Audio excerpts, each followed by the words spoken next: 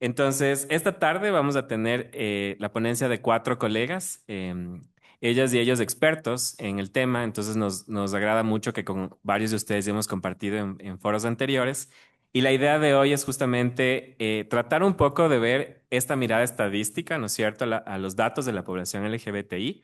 Creo que muchos de los que estamos aquí hemos tratado el tema en distintas áreas, tanto estudiantes que están trabajando en tesis, que sabemos que están acá, profesionales que nos acompañan de América Latina, que han estado también en otros procesos y que de hecho les animamos a que sigan las iniciativas. Nosotros estamos trabajando a nivel regional en una agenda por el avance de los derechos de la población LGBTI en términos de datos con el Global Partnership for Sustainable Development Data desde la Fundación.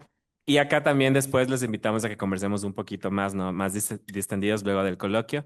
Del equipo están acá conmigo Liz, que está al fondo, está Alex y también Jamie, a quienes les agradezco públicamente también por todo el esfuerzo, al equipo de Flaxo a través de Sofía y todas las colegas que están acá. Gracias a todo este equipo es posible esto y no debemos dejar de reconocer eso. Finalmente, solamente si le pasamos una slide para que también podamos ver en la pantalla, nosotros en Datalab tenemos esta iniciativa que se llama Queer Data. En Queer Data lo que buscamos es, primero, humanizar estas técnicas, ¿no? Sabemos que las metodologías y las estadísticas muchas veces suelen ser, en términos demográficos, bastante rígidos y la población LGBT es una población que es bastante compleja de entender. Si para nosotros ya lo es en términos de identidades, imagínense cómo nos representamos en los datos. Recordemos que los datos no representan y puede ser una información bien o mal representada. No siempre es la información cuantitativa es, digamos, la que mejor nos representa. También hay temas cualitativos que en ciertas poblaciones es muy importante reconocer. Y con los colegas del INEC también vamos a ver justamente cómo se ha podido realizar en el país un esfuerzo por incluir en las estadísticas a la población. Y obviamente ahí tenemos varios desafíos todavía más adelante que junto a Sofía, Efraín y también a Nua, que nos acompañan acá, vamos a poder hacerlo, ¿no? Entonces, la primera parte del coloquio justamente va a estar diseñada para que cada una y uno de ellos nos presente en 10 minutos, tal vez un poquito más menos, qué está pasando, qué han hecho y nos van a contar desde los distintos sectores cómo está este tema. Entonces, vamos a hacer lo siguiente. Primero le voy a dar paso la palabra a René, que nos acompaña, ya voy a leer su bio del Instituto de Estadísticas. Luego nos va a acompañar Efraín Soria de Fundación Equidad. Luego le voy a dar la palabra a Nua Fuentes del proyecto Transgénero y finalmente a nuestra colega Sofía Argüello de Flaxo Ecuador del Observatorio de Violencia Basada en Género y Sexualidades. Entonces, antes de darle paso a René, primero le agradecemos mucho por estar acá. La Subsecretaría de Diversidad se excusó, no pudo participar hoy, pero con ellos también tenemos procesos sostenidos que también es público reconocer la apertura de la Subsecretaría para trabajar esos temas de datos. Junto a ellos ya hemos estado trabajando en los últimos 2 años, así que más bien públicamente hago este agradecimiento y esperemos que nos puedan acompañar en futuros conversatorios. René, quien nos acompaña, René Aguirre es ingeniero estadístico por la Universidad Central del Ecuador, es especialista de la Dirección de Infraestructura Estadística y Muestreo del INEC y también cuenta con una amplia trayectoria en términos estadísticos, sobre todo destacando diseños metodológicos y muestrales en los últimos 4 censos y también estimaciones poblacionales. En el ámbito de diversidad sexogenéricas fue parte justamente de este último estudio del 2012 al 2013 y también ha sido el técnico responsable de la encuesta de condiciones de vida de la población LGBTI 2025, que es el instrumento más reciente que midió el país en términos de la población. Entonces, con esto me gustaría darle paso a René y recordarte que tienes 10 minutos, igual te lo vamos a recordar acá junto al equipo. No, no rápido, pero queremos escucharles, ¿no? Muchas gracias. Muchas gracias. Buenas tardes a todos, todas y todes. Mi nombre es René Aguirre, soy parte del equipo de diseño actual del Instituto Nacional de Estadísticas y Censos. A menudo cuando nosotros en estadísticas oficiales se piensa en números fríos, en decimales, en cuadros, eh, normalmente nosotros no sabemos que atrás de cada una de estas cifras se encuentra una historia, se encuentra una identidad. Por eso que en el INEI ha asimilado en estos últimos años que detrás de una de estas cifras hay una población ignorada y que ha enfrentado discriminación y violencia estructural. Por eso es significativo mencionar que para llegar a la encuesta nacional de condiciones de vida de la población LGBTI+, Nosotros hicimos un recorrido medio largo, no fuimos a ciegas ya en esta encuesta, por eso nos atrevimos a hacerlo a nivel nacional, ya que nosotros tuvimos un estudio previo en el año 2012-2013, conjuntamente con la CDT y el acompañamiento de las organizaciones LGTBI de ese entonces que nos acompañaron en 10 provincias del país. También tuvimos algo muy importante que es en el censo de población y viviendas, se incluyeron varias preguntas de identidad y orientación de género, que también permitieron ver, y como ya vamos a ver en la presentación, poder observar algunos datos que son importantes que permitieron incursionar en esta encuesta de condiciones de vida. Hoy venimos a compartir lo que hemos aprendido, a poner sobre la mesa nuestros aciertos y también nuestras tensiones metodológicas, porque han sido muy fuertes, muy duras trabajar a personas tal vez en una institución de ámbito que la mayoría es heterosexual. Fue muy complicado adentrarnos, sensibilizarnos con la población LGTBI en ese sentido. Pero nosotros necesitamos contar para existir, también contar para significar que todo esté con rigor y con respeto a la población y que se lo haga de la mejor manera. Con este antecedente, si quisiera que le vamos a ver los desafíos que tenemos frente a la encuesta. Tenemos el hito 1, el estudio de caso de 2012-2013, el hito 2 del censo de población, la metodología RDC que la aplicamos y los desafíos conceptuales y metodológicos. Vamos con la primera lámina, por favor. El hito 1, estudio de caso. Eh, Nosotros hicimos el estudio de caso de las condiciones de vida de ese tiempo del 2012-2013, poniendo este objetivo de desarrollar un diagnóstico sobre las condiciones de vida, inclusión social y cumplimiento de derechos humanos que permita contar con información sobre la población LGTBI. Los específicos, levantar y procesar un estudio que genere datos sobre las condiciones de vida, inclusión social y cumplimiento de derechos humanos de la población LGTBI investigada. Desarrollar el marco conceptual y metodológico sobre diversidades sexuales que genere, que permita levantar información sobre el dato de la encuesta y elaborar una guía que permita identificar las técnicas y métodos utilizados sobre la operación estadística. Aquí me quiero detener un rato antes de pasar a la otra lámina, en el sentido de que, ¿qué permitió esto? La gente que se puso al frente de la encuesta en el año 2000-2013 no tenía nada, no tenía un marco muestral, no sabía qué metodología aplicar, no sabía, no tenía un formulario, no tenía tal vez un listado de la población LGTBI a nivel nacional. Solo se sabía en ese tiempo de organizaciones que comenzaron a colaborar estrictamente con la CDT y el INEC y alimentar este listado para ver cómo lo podíamos hacer. Ellos consiguieron básicamente dar un listado y se pudo hacer una encuesta de 2.805 personas, pero con un trabajo muy fuerte. Ellos básicamente trabajaron a ciegas. Por eso esto quedó como estudio de caso y solo puede ser representativo para las 2.805 personas que se hicieron en este tiempo.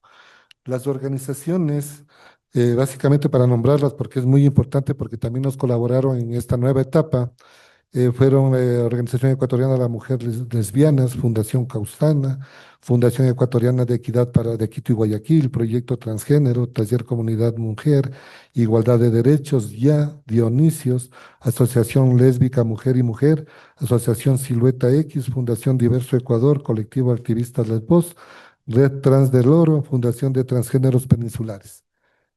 Básicamente fueron las organizaciones que nos permitieron sacar esta encuesta adelante. Pasémosle adelante y antes de, también quisiera decirles que gracias a todo este esfuerzo se permitió tener por primera vez un formulario, tener manual del encuestador, manual del crítico codificador para la población LGTBI, tener por primera vez preguntas de discriminación y violencia, obviamente no expandidas y no se podía expandir a nivel nacional porque la metodología que se aplicó fue de bola de nieve, es de las personas que refieren a otras personas de la misma población LGTBI, pero sin contar con un marco de muestreo que le permita hacer la expansión a nivel nacional. Pasémosle, por favor. Ya. Entonces, en esta ficha que ellos propusieron en el año 2012-2013, el estudio se aplicó con muestreo no probabilístico, denominado bola de nieve, por no contar con este marco de muestreo. No sé si tal vez para no explicarle lo que es un marco de muestreo, normalmente el INEC se dedica a hacer muestreo probabilístico y en el muestreo probabilístico nosotros tenemos la provincia, el cantón y la parroquia. Y dentro de las parroquias nosotros tenemos la zona, el sector, tenemos la manzana, el edificio, la ubicación exacta de la persona, del hogar y de las personas. En este caso, y tanto para la encuesta nacional como para la encuesta de este tiempo, no contamos con ese marco de muestreo que solo se lo consigue haciendo los censos nacionales y haciendo las preguntas de cuántas personas viven en cada una de estas viviendas. ¿A quién se le investigó? A 2.805 personas gracias a la colaboración de las organizaciones.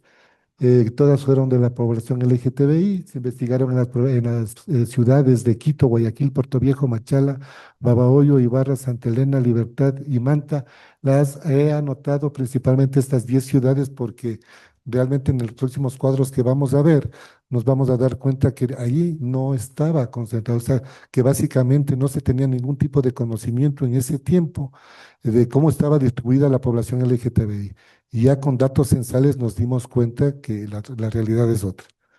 ¿Qué se preguntó en el formulario? Información sociodemográfica, discriminación y exclusión, salud, educación, trabajo y seguridad social, justicia y derechos humanos de participación ciudadana. Se la hizo entre los meses de noviembre del 2012, enero 2013 a la población mayor igual de 18 años y más. La técnica que consiste en cada persona puede seleccionar a otras de la población investigada. Entonces, como les decía, de aquí nacen todos estos manuales y estas cosas que nos permitieron nosotros no ir a ciegas en la encuesta nacional. Pasémosle a la otra diapositiva, por favor. El hito número dos, que no es menos importante y tal vez uno de los más importantes en las últimas fechas, aunque hemos tenido a veces un poco de discusiones, de gente que no está de acuerdo con el censo nacional, pero es un dato súper relevante.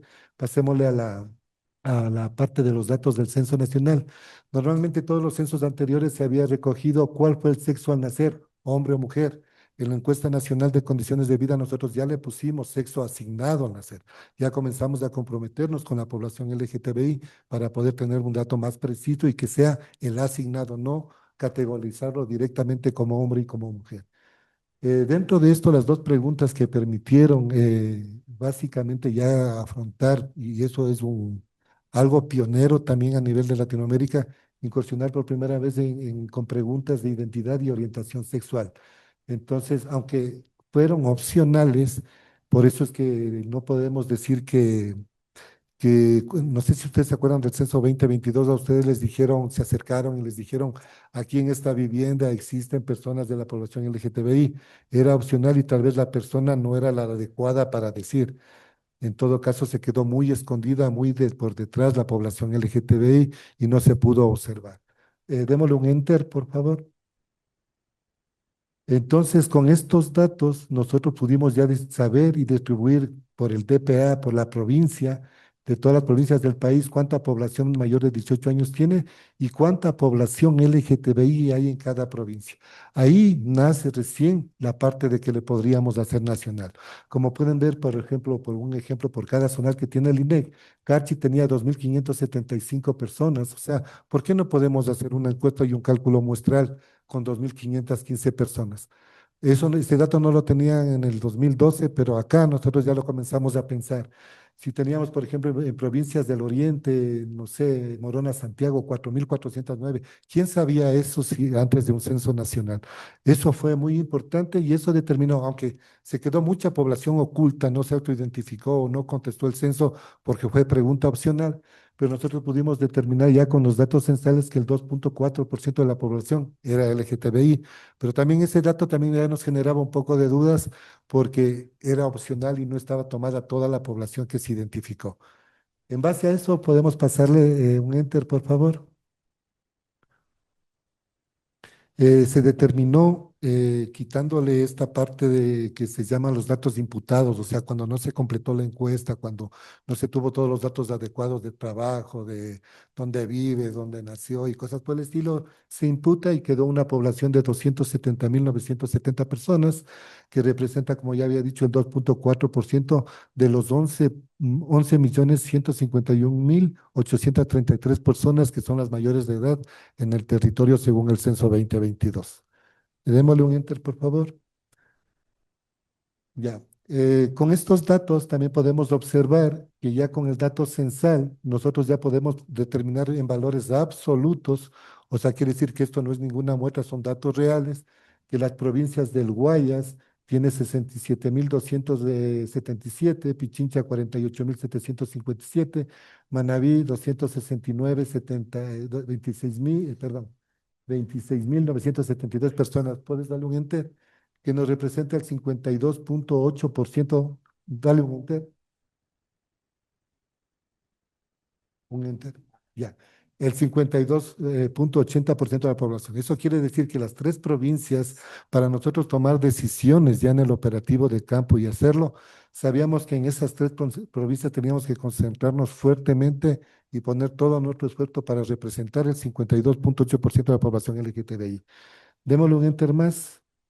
El 37,20% de la población son esas 10 provincias que están ahí en la parte amarilla, donde ya, por ejemplo, podemos como hasta un poco relajarnos, es decir, con eso ya podemos tener un 90% de la población LGTBI según el Censo Nacional de Población. Y démosle un enter más,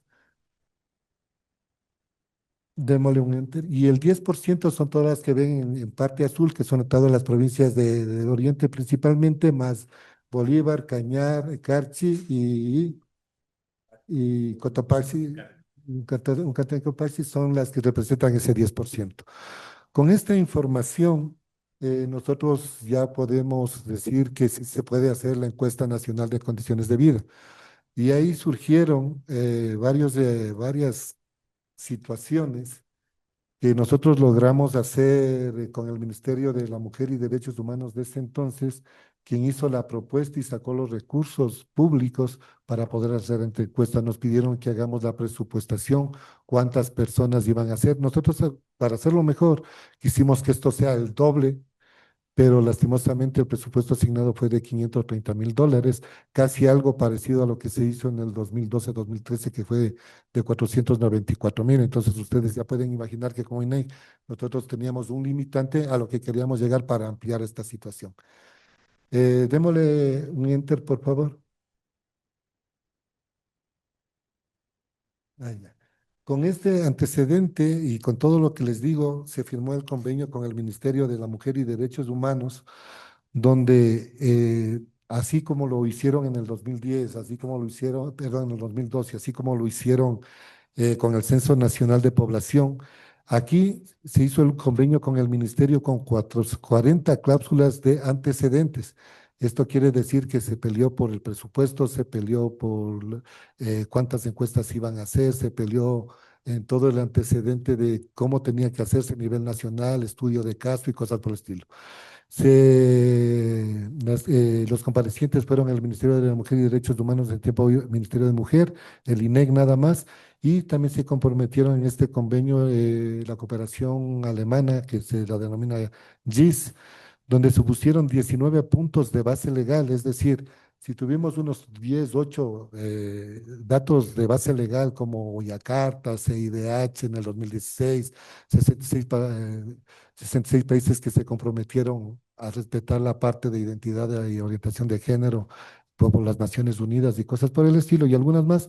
Nosotros tuvimos 19 puntos de base legal, incluidos todos los que están en la Constitución del Estado ecuatoriano que garantiza la parte de la discriminación, o sea, el castigo a la discriminación y la violencia de la población LGTBI más.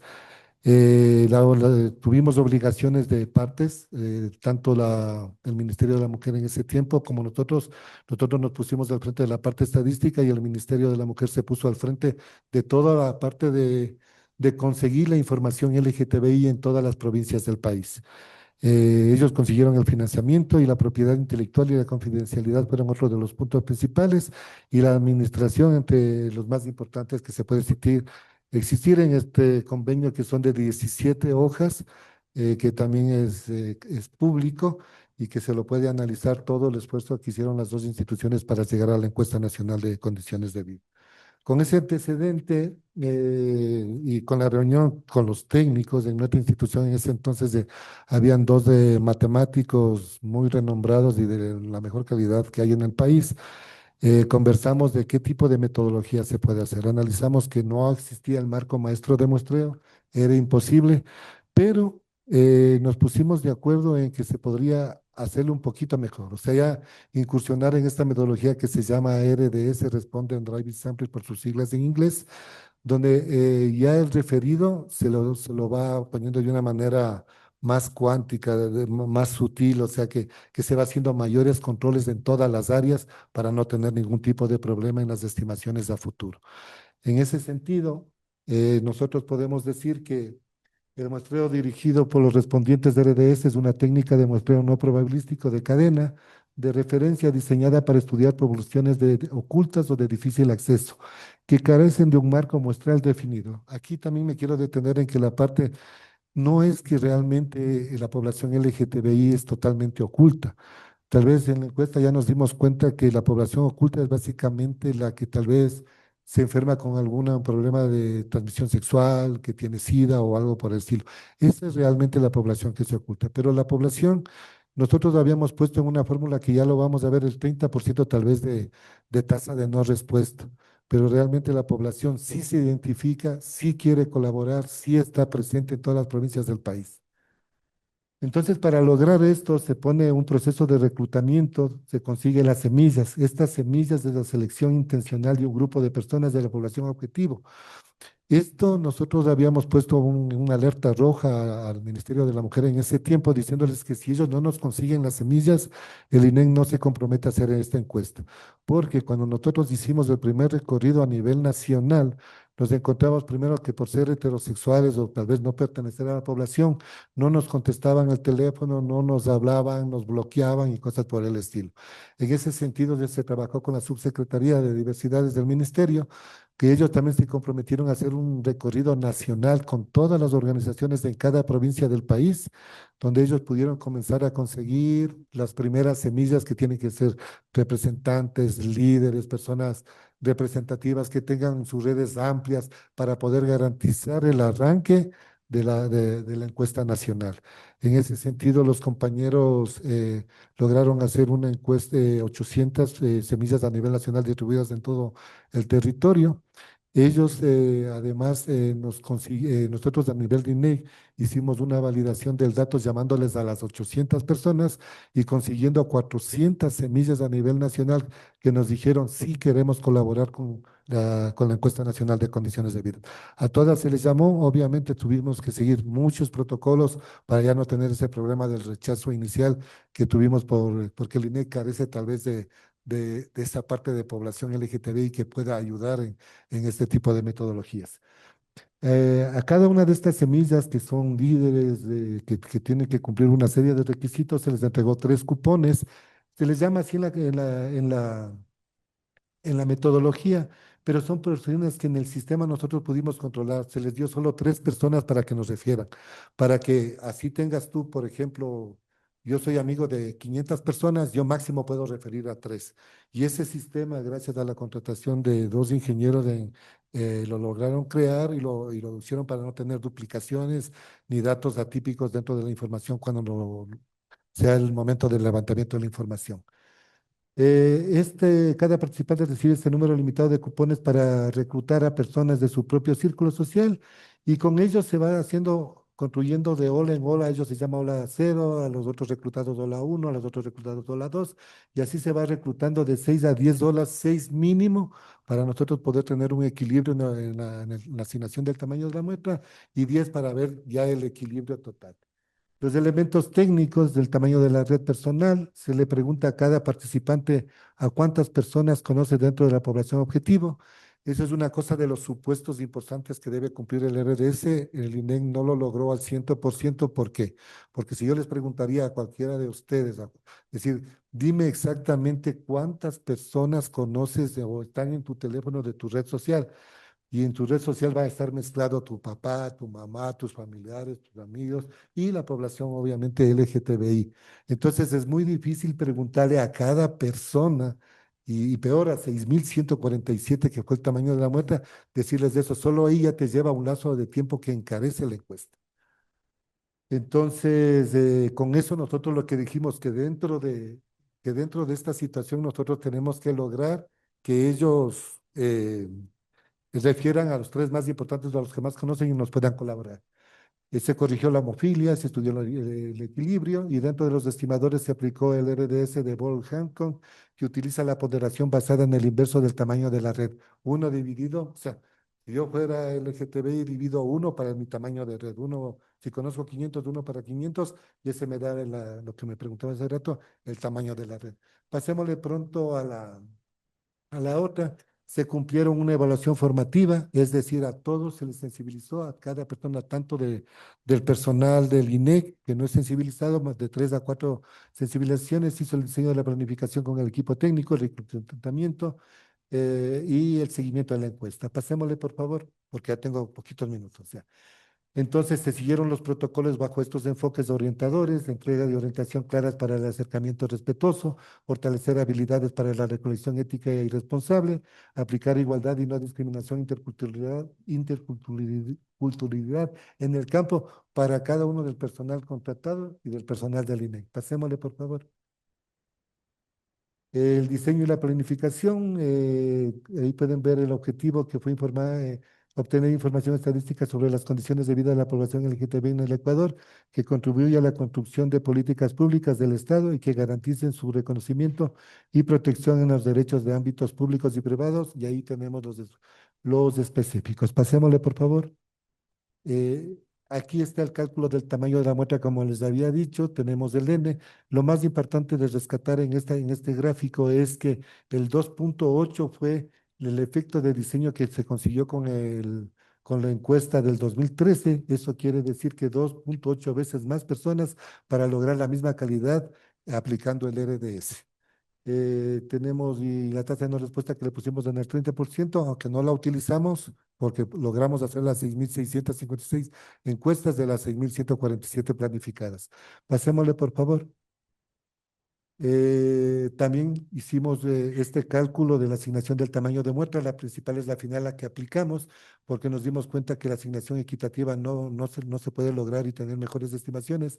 La proporcional disminuía mucho el tamaño de asignación muestral a cada provincia y nos quedamos con una de KISS que distribuye tanto la equitativa como la proporcional, quedándonos con esos valores de más de aproximadamente de 100 para más encuestas de cada provincia del país para poder tener la representación nacional.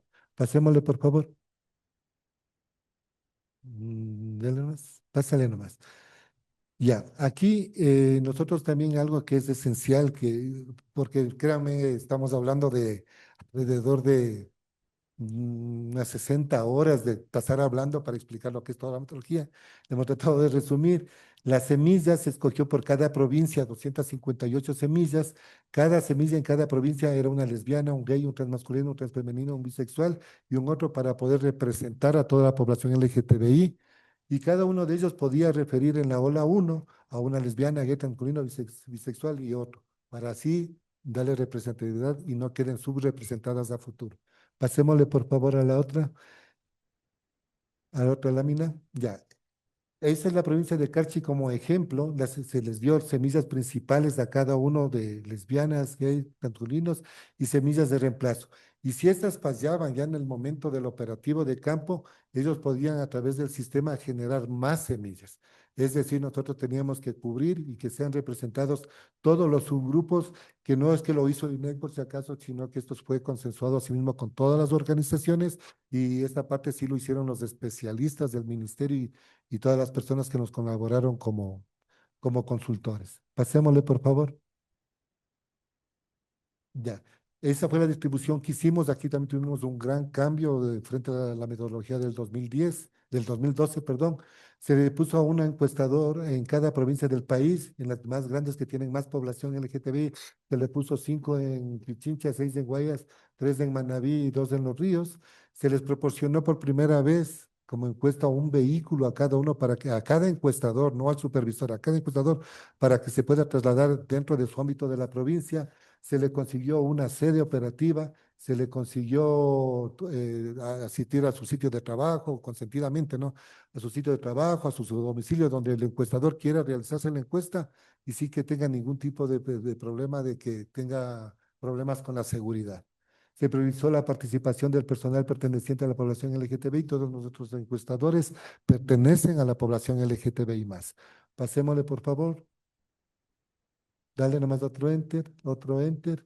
Y esa fue la distribución de las semillas a nivel nacional. 10 para Carchi, 10 para Imbabura, 20 para Pichincha, 20 para Guayas, 20 para Manabí. Y con eso pudimos conseguir los datos que tenemos y se consiguió al 100%. Démosle un enter más. Démosle nomás otro enter. Y los desafíos que aquí sí queremos llegar y a los problemas que tenemos. Dale enter, por favor. Ya. Y otro enter de una vez para leer todo.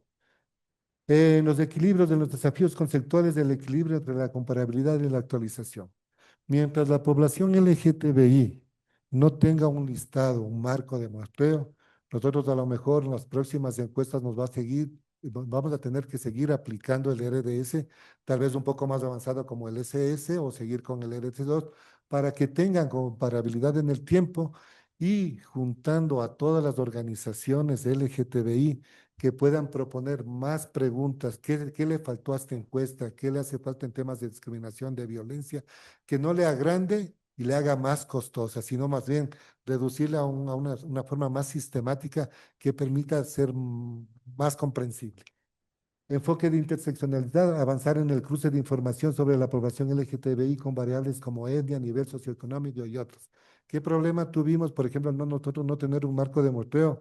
Nosotros no podemos decir esta persona vive en la parte rural, en la parte urbana, pertenece al estrato alto, al estrato medio, al estrato bajo.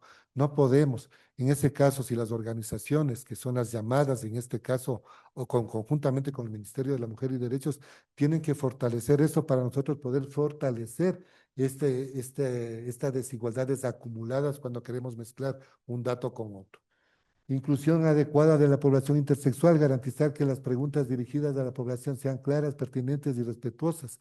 Nosotros tuvimos el serio inconveniente de que teníamos el 2.4 de población intersexual cuando terminamos el levantamiento, pero al momento nosotros de repreguntar de estas casi 300 y pico de personas, les repreguntábamos, ellos comprendieron mal la pregunta de intersexualidad.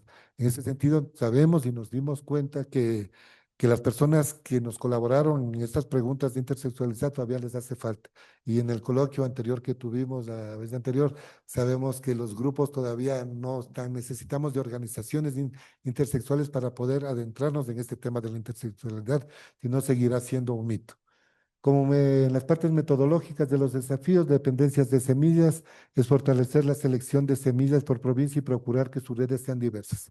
Créanme que hoy yo creo que con lo que hemos demostrado con esta encuesta, en todas las provincias del país existe población LGTBI, que hay que organizarlas, hay que agruparlas, tener listados para que las semillas sean más eficaces y no tener este problema de la homofilia. Y que no se oculten, la encuesta también demostró que la gente sí quiere colaborar. La hemofilia por reclutamiento, la cobertura etaria limitada para personas LGBT menores de 18 años quedan fuera del alcance. Esto también es para ustedes, que nosotros por no poder tener permiso consentido a la población menor de 18 años, necesitamos que qué vamos a hacer porque en edad de 15 o de 12 a 18 años se da mucho la discriminación, se da mucho la violencia, pero no la podemos recoger por este tipo de problema de cómo seleccionar a personas de 12 a 18 años. Y mejorar la metodología para áreas rurales y estratos que ya lo había dicho. Eso es lo que les puedo contar. Perdón por demorarme un poquito más, pero reducir tanta información a poco tiempo sí se nos hace un poquito complicado. Gracias.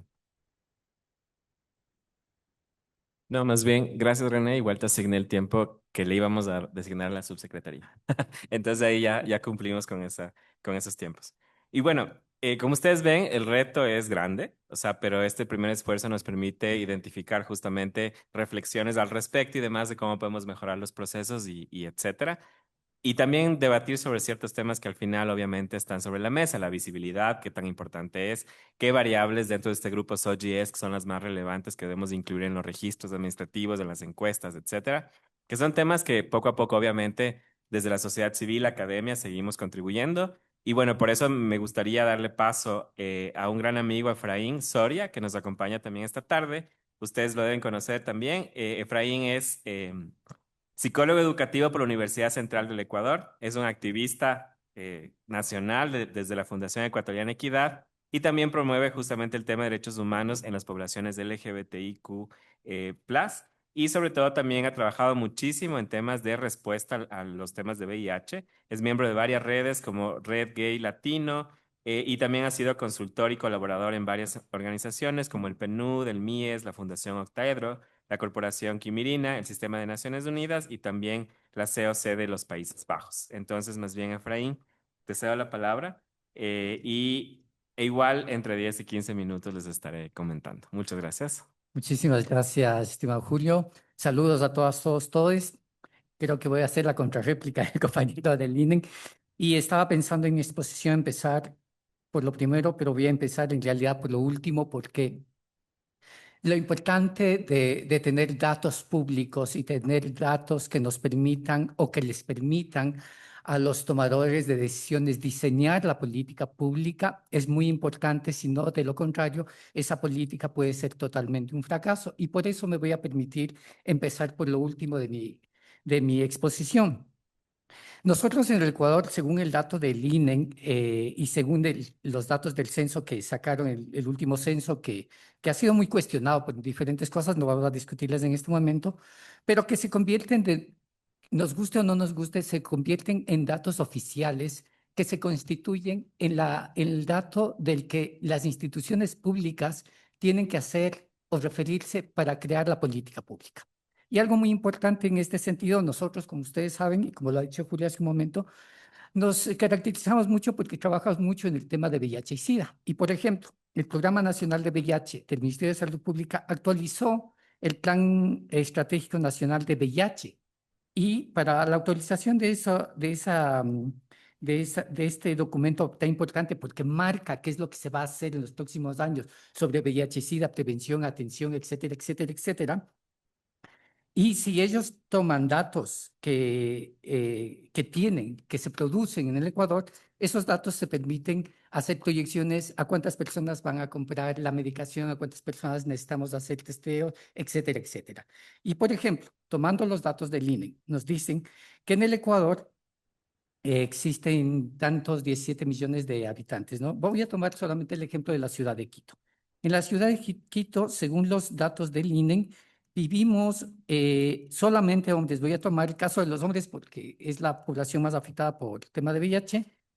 Existen en Quito 1.880.811 hombres que viven.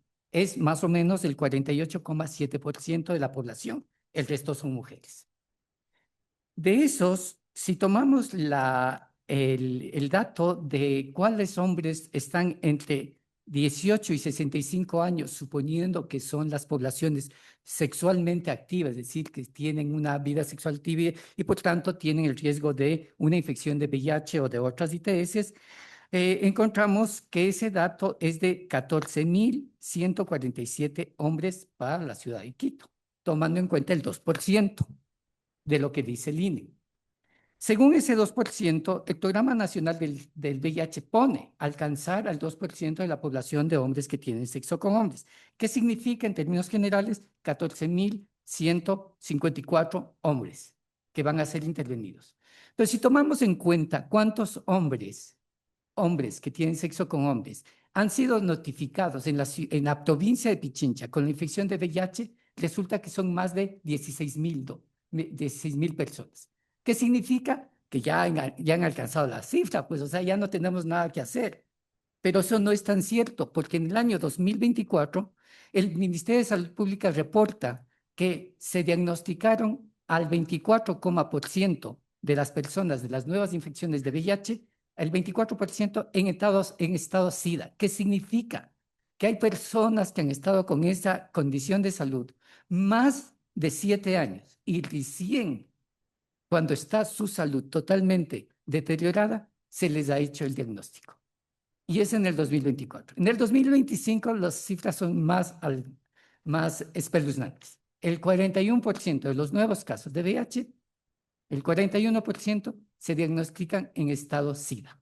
Es decir, el Estado no está haciendo lo suficiente con estos datos que tenemos, y son los datos oficiales. Entonces, para nosotros como sociedad civil, que no queremos incomodar, sino lo que queremos es transmitir y ayudar a crear datos, a crear política pública, felicitamos y agradecemos el tema, la posición política que tienen los estados, específicamente los gobiernos, de hacer investigaciones. Eso está muy bien y felicitamos y creemos que es necesario seguir haciendo. Pero es muy importante garantizar que esas investigaciones cumplan con los rigores que exige la técnica, la ciencia, la tecnología, y que se tome en cuenta además la participación de quienes sí tenemos experiencia en eso. Nosotros en el año 2000, hace 25 años, fuimos los primeros que hicimos estudios sobre VIH. Y los estudios los pueden cuestionar todo lo que sea, pero nuestros estudios demostraron qué tipo de epidemia tiene el Ecuador y que se mantiene 25 años después, no ha cambiado. Lo que descubrimos en el 2020, en el año 2000, mejor dicho, se sigue manteniendo. La tendencia sigue siendo la misma. Sigue creciendo, pero se mantiene la tendencia. Entonces, aquí creo que es muy importante trabajar el tema de que la calidad del dato es muy importante, es necesario, pero para eso también es necesario tener un poco, que a las instituciones, no te digo a ti, sino a la institución en general, a que sean más generosas y a que entiendan que la sociedad civil tenemos sí la capacidad no solamente de entregar información, sino también de colaborar en el diseño, la ejecución, la supervisión, el análisis de todo lo que es la política pública, de todo lo que son instrumentos, metodologías, etcétera, etcétera. Porque si no, de esa calidad, esos datos simplemente ya el Programa Nacional de VIH tendría ahorita, podría decir, según mis datos, he cumplido la meta. Pero ¿cómo es posible si 41% de personas siguen en estado SIDA y muchos de ellos van a morir? Porque llegan en estados que ya por más medicación que haya, por excelentes médicos que haya, no se los puede rescatar. Entonces, la calidad es muy importante. Segundo lugar, la participación. Las organizaciones, posiblemente aquí veo muchos colegas que son de la comunidad. Es muy importante que nuestro criterio no sea visto solamente como parte de la comunidad, sino como personas o como organizaciones expertas, exacto, que podamos dar información. Y, por ejemplo, en todo lo que manifestaba de las dificultades que tú presentabas, para todas esas dificultades hay respuestas y las respuestas las tenemos nosotros. Por ejemplo, porque nosotros como Equidad siempre hemos querido participar y hemos apoyado al desarrollo de información, que a veces a algunos gobiernos les caemos mal. Es una pena, porque no estamos para simpatizarles o no simpatizarles, sino para trabajar. Y por ejemplo, yo les decía, porque nosotros apoyamos en el tema este estudio de condiciones de vida, y me comentaban los chicos, dice, es que no encontramos semillas, pero sí es tan simple, colegas, hay que hacer un mapeo comunitario. Porque, claro, lógico, si yo soy de Quito y me voy a Cuenca y no conozco a nadie, pero hay metodologías de mapeos comunitarios in situ que se pueden hacer y que nos permiten identificar cuáles son las personas de la comunidad. Algo tan simple. Visito, pues, según nuestros estereotipos, que a veces no se equivocan, pero puedo visitar una peluquería, pues. Y a ese peluquero que es de la comunidad preguntado, oye, ¿dónde se reúnen? ¿En qué espacio están? Porque no todas las grandes o todos los territorios son las grandes ciudades de Quito y Guayaquil, donde abres el internet y te sale todos los lugares de ambiente. Pero si me voy a un cantón chiquito, y lo hemos hecho nosotros, porque no hablo solamente de imaginar, porque hemos comprobado estas metodologías, vas, le ubicas a esa persona y esa persona te ubica y vas creando la red. Y de esas personas vas viendo cuál es esa semilla. Porque ese es el otro cuestionamiento que hacíamos nosotros, el tema, la calidad de la semilla. Y yo les decía, por ejemplo, y creo que tuvimos una discusión, no sé si fue contigo en el INEC, ¿no? El tema de que ¿Por qué un hombre gay tiene que dar de los trans masculinos o femeninos de las lesbianas? Porque ese es un sesgo, porque no todos los hombres gay nos relacionamos con las subpoblaciones, ni las trans se relacionan con todas las subpoblaciones, ni las lesbianas se relacionan. Entonces ahí hay un sesgo y es mejor garantizar que yo, hombre gay, les voy a pedir que participen a mis amigos gay, pues, y una lesbiana va a permitir que participen. Entonces ahí había un conflicto. Y es lo que decimos, y tú lo has dicho muy claro. ¿Por qué ponemos 3 personas? Porque evitamos esa Exacto. sobreexposición o sobre traslape de demasiadas poblaciones. En VIH hacemos eso, porque si nos topamos con una persona que vive con VIH y le decimos que traiga a todos sus amigos, nos vienen 30 personas y el dato de VIH se va a disparar. Entonces, no, solamente 3, eso está muy bien. Pero 3 que sean iguales a mí. Cuando hablamos de redes sociales, no hablamos de las redes sociales en general. La pregunta es, ¿puedes comentarme tú cuáles son tus redes sociales? ¿A cuántas personas conoces que son igual a ti, que son gays como tú? Entonces no te va a salir tu papá, tu mamá, tu hermano, tu primo. No, te va a decir, bueno, yo sí, tengo 10 amigos, 5 amigos, 7 amigos. Pero es como preguntas. Y es lo que no nos hacen a nosotros. No nos permiten participar. Y nosotros sí tenemos experiencia en cómo capacitar para que la pregunta se haga adecuadamente. ¿Por qué nosotros como Equidad nos oponíamos al censo? Porque el censo no es la mejor metodología. Y les dijimos muchas veces, de hecho, el director anterior del INE se reunió conmigo específicamente porque creo que fuimos la única organización que dijimos no al censo, porque no es la mejor metodología. Y paralelamente, cuando se hizo el censo, los colegas de México presentaron un primer estudio grande, duró 5 años, pero es el primer estudio a nivel mundial que tiene México y que garantiza la calidad del dato y que determinó el tamaño de la talla poblacional. Y ahí hay que reflexionar sobre algo muy importante, y es el tema de la política. La decisión política que toman los tomadores de decisión es muy importante si apoyan o no apoyan. Hasta aquí yo felicito que el presidente, por un lado Lazo y ahora Noboa, dieron la apertura que haga estos estudios. Está muy bien, como lo hizo Correa también en el 2003. Y está bien, pero no es suficiente si no va acompañada de que garanticemos que la calidad del dato sea la que necesitamos. Entonces, sí necesitamos que las instituciones públicas entiendan que en las comunidades que van a ser intervenidas sí existe capacidad instalada y que podemos hablar de tú a tú en los mismos términos, porque hemos trabajado mucho de eso, nos hemos especializado en ese tipo de cosas. En segundo lugar, el tema del método siempre es perfectible y siempre hay alternativas para buscar. El método, y aquí yo soy muy claro, no es el censo el mejor método y se vendió como la gran panacea porque todos oyen qué inclusivos que somos. Pero ese se traduce en un dato del 2%, que ya nos está generando problemas. Entonces, el método es muy importante saber que para poblaciones de difícil acceso, como somos los LGBTIQ+, porque seguimos siendo, porque porque es un estereotipo decir, pues, que si tengo mucha pluma, yo estoy fuera del closet. Ese es un estereotipo. Entonces, hay mucha gente que no está fuera del closet, aunque tenga mucha pluma, porque sería un estereotipo decir que un hombre muy afeminado es homosexual. A menos que lo diga, no podemos asumir. Si seguimos asumiendo, estamos sesgando. Porque entonces el macho alfa súper varonil, él no es y puede ser que sí sea. Entonces, tenemos que entender ese tipo de situaciones.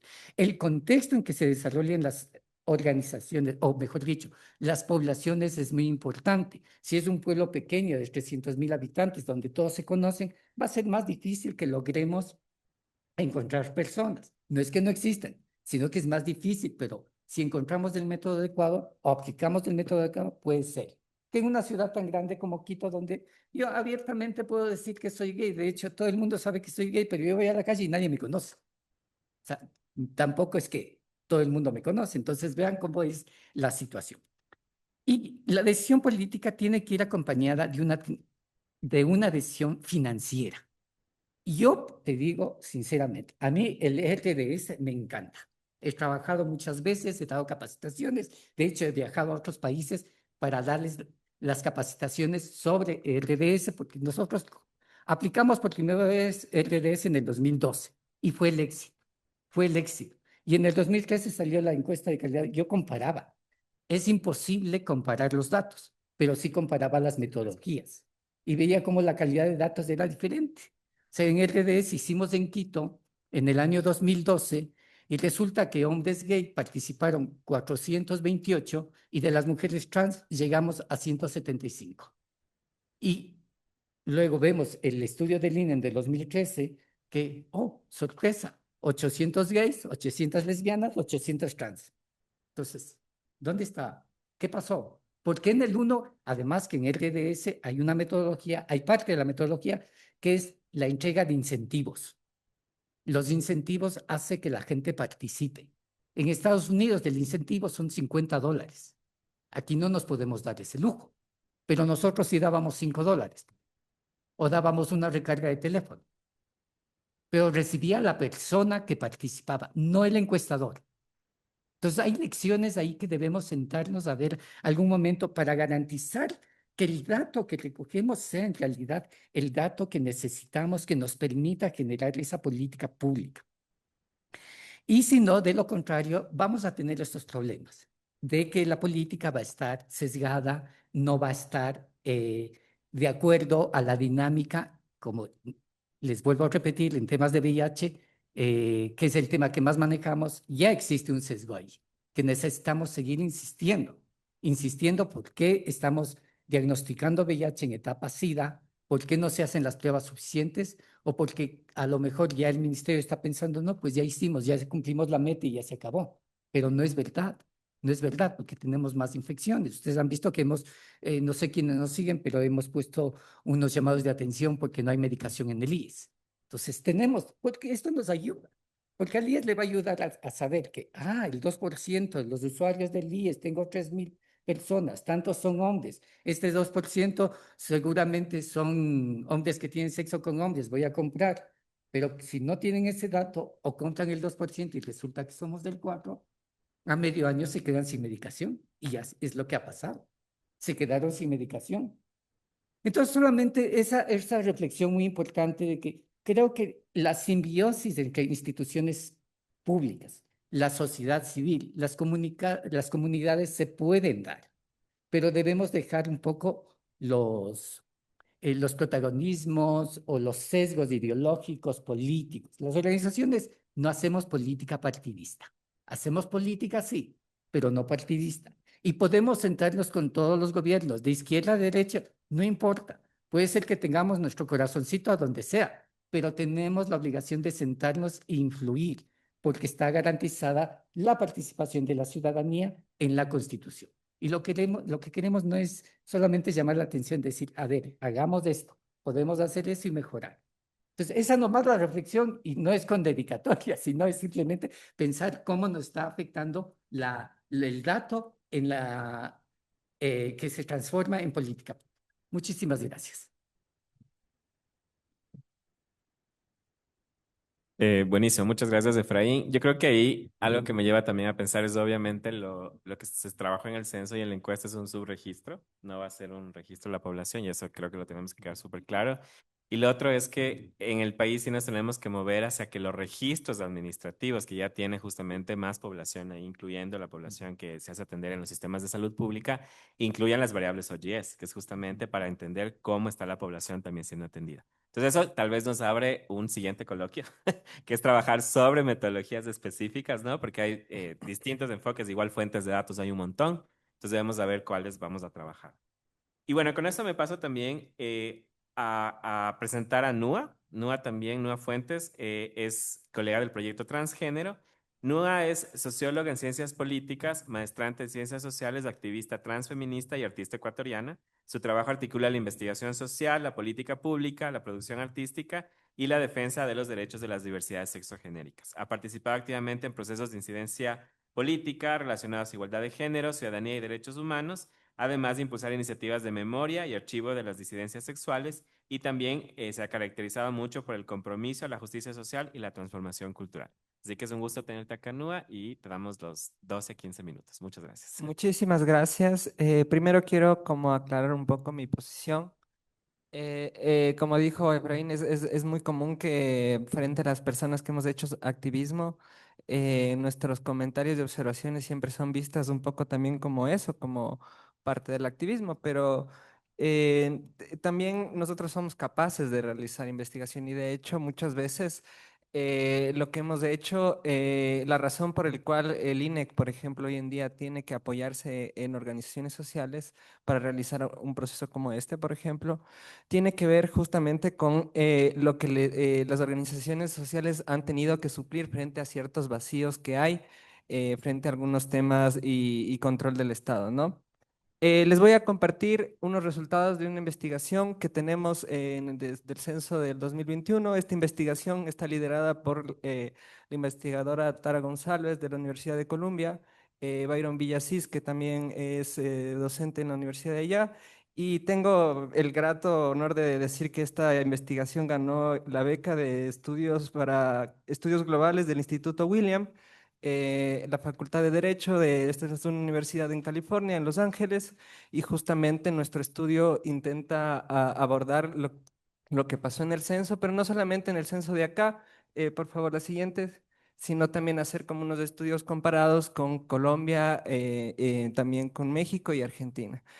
Primero, para comenzar y revelar que yo durante los 2 últimos años tuve algunas entrevistas, de hecho, justamente todos los que están aquí han sido parte de mis entrevistados. También entrevisté a personas del INEC, personas del Banco Mundial, personas de casi todas las coordinaciones internacionales, de organizaciones civiles y otras personas que estuvieron en el proceso, incluyendo el Ministerio de la Mujer.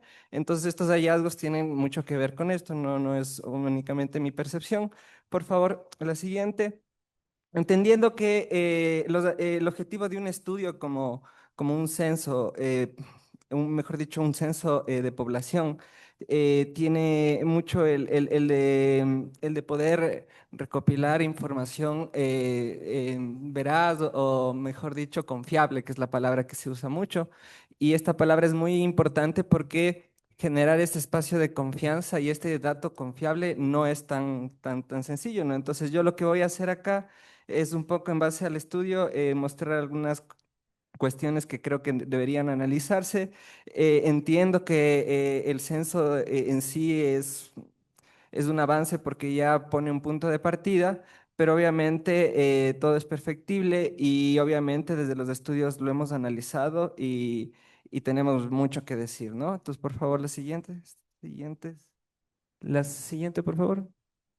Claro. El primero de los problemas, y esto sí tengo que mencionarlo como alguien que también estuvo en los procesos de validación de la información que recopilaba el INEC, me parece que es como un tema fundamental y hay que tener una claridad para poder hablar el tema de género. Yo a todas las personas que he tenido la posibilidad de dar capacitaciones en temas de género, lo que les dejo claro es que lo más importante es también poder usar estas categorías. Yo por eso incluso no hablo mucho de población LGBTI. Hablo mucho de terminologías como orientación sexual, identidad de género o sexo orgánico corporal, porque son también terminologías universales que el mismo Banco Global, también el Banco Mundial los pone, ¿no? Y que de alguna manera el INE y todas las instituciones del Estado tienen que intentar entender con mayor y con menor éxito eso, lamentablemente. La diferencia conceptual es indispensable. ¿Y por qué lo digo? Porque hace rato cuando hablaba Rodolfo justamente escuchaba el tema de las lesbianas, las trans, las de estos, y se habla como una identidad, como que las lesbianas ya fueran un de por sí, o como que las trans fuéramos un de por sí, pero por ejemplo soy una persona trans, pero yo también soy una persona con una orientación sexual, soy lesbiana también en ese sentido. Entonces, ahí vendría mi pregunta, en esta bola de nieve que se va recogiendo, ¿dónde voy yo? Y eso también son cosas que hay que tener muy claro para cuando podemos luego cruzar los datos, ¿no? Yo recuerdo que en los procesos de validación que hizo el INEC, y esto también está dentro de nuestra investigación y recogido por muchas de las entrevistas, sí hubo, o sea, mejor dicho, el proceso de validación de las preguntas es un proceso, es una parte muy fundamental de justamente de un censo. Y también implica un poco de esto de cómo voy a llegar a la población, cómo voy a hacer que genere esta confianza para que me diga la verdad, para que me diga un dato confiable, pero también de que entiendan, ¿no? Porque por ahí, por ejemplo, el compañero decía que las personas LGBT tienen que entender o que tienen que ser más visibles, pero también el Estado tiene que ser más visibles con estas acciones. No es un tema de las personas LGBT tienen que ser visibles porque no se sienten seguras. Entonces el Estado tiene que generar esas condiciones, ¿no? Eh, Algo que pasó mucho en estos procesos de validación es que sí hubo algunas cuestiones que se observaron. Por ejemplo, la inexistencia del término intersexualidad. Este censo no cuenta con el término intersexual, lo que es un vacío, que también desde el colectivo Intertulias lo dejaron bastante claro, que es como un borrado completo de ellos, lo que es preocupante también. Hubo otros reclamos frente, por ejemplo, a los menores de edad, bueno, también entendiendo que es un tema complejo y demás. Hay algunos temas en relación a las confusiones justamente de esto, ¿no? De orientación sexual, identidad de género, cómo entendemos que las personas, que ser trans y ser lesbiana y ser gay no es una identidad, sino también hay como variables ahí que tenemos que entender y que luego mezcladas nos dan una realidad, ¿no? Entonces, ese fue como el primer problema, por favor. El otro tiene que ver mucho con el diseño de las preguntas, deben ser comprensibles, pertinentemente culturales. Ahí, por ejemplo, decíamos del problema de las personas intersexuales, que había habido un inicio personas que dijeron que eran intersexuales y luego descubrieron que habían entendido mal. Entonces, esto evidentemente no se les puede achacar a las personas que reciben la entrevista. Tiene que ser que el entrevistador tiene que ser lo suficientemente capaz, no solamente de generarte la confianza, ¿no? Porque también es una cosa que se estaba mucho diciendo, ¿cómo haces para decirle a una persona que acabas de conocer que eres gay o que eres lesbiana cuando posiblemente ni tus padres lo sepan?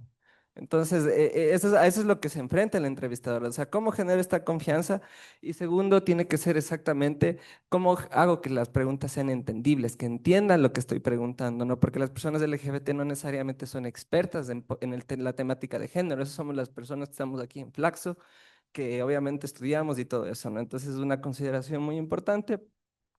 El tema de las validaciones de preguntas, sí, tengo mi queja frente al proceso que hizo el INEC, porque sí hubo justamente bastantes personas que alertaron de ciertos temas que no se cambiaron hasta el censo y ahí es como un llamado. Yo también he sido funcionaria pública, ¿no? Yo entiendo que el proceso de validación con la población objetiva es fundamental para cualquier política pública y a veces es complejo, ¿no? Porque también es complejo ponerse de acuerdo con un montón de población civil. Pero no obstante, este proceso no es solamente mera formalidad, es un proceso muy necesario porque te permite corregir las cosas que podrían estar no necesariamente bien, ¿no? Entonces es un proceso muy importante en el cual en nuestro estudio encontramos que muchas organizaciones tenían un reclamo frente a esto y también frente a la centralidad de quienes pudieron verificar, ¿no? Porque, por ejemplo, aquí en Quito fueron como una reunión física en el INE y dos virtuales y obviamente participamos muchas organizaciones que históricamente hemos participado, pero hay muchas organizaciones de la periferia que incluso su participación es importante, ¿no? Que luego, evidentemente, frente a la encuesta, yo estoy segura que el INEC también las fue mapeando, pero también es importante dentro del tema de validación, especialmente para preguntarnos cómo hacemos estas preguntas, por ejemplo, en la ruralidad, en la playa, en la costa, por ejemplo. Em, bueno, entre las estrategias de validación, yo creo que está un poco de más decir. El tema de la metodología de acercamiento también me parece que es muy importante, porque ahí presentamos varios problemas. Yo ya comenzaba justo a decir el tema de cómo genero esta confianza, pero también hay otros problemas frente, por ejemplo, a los grupos familiares, ¿no? ¿Quién responde el censo, ¿no? El censo está elaborado para que responda a una cabeza de familia, ¿no? Y el mismo concepto de cabeza de familia puede ser complicado, porque a veces se dice yo me acuerdo los censistas saben decir cuál es el hombre de la casa. Y ya desde ahí es como un sesgo. Entonces, preguntarle dentro de una persona, de un grupo, preguntarse una familia homoparental cuál es el hombre de la casa, o dentro de un grupo familiar, intentar saber cuáles son las personas LGBT de las que no me están contestando a la pregunta, sino que están dentro de este grupo familiar, teniendo en cuenta de que aún hay un porcentaje que sigue en el closet. El tema de la visibilidad es muy interesante porque no es homogéneo en todos los lados, ¿no? Entonces yo podría ser visible aquí en Flaxo, en mis estudios, pero podría ser no visible frente a mis padres.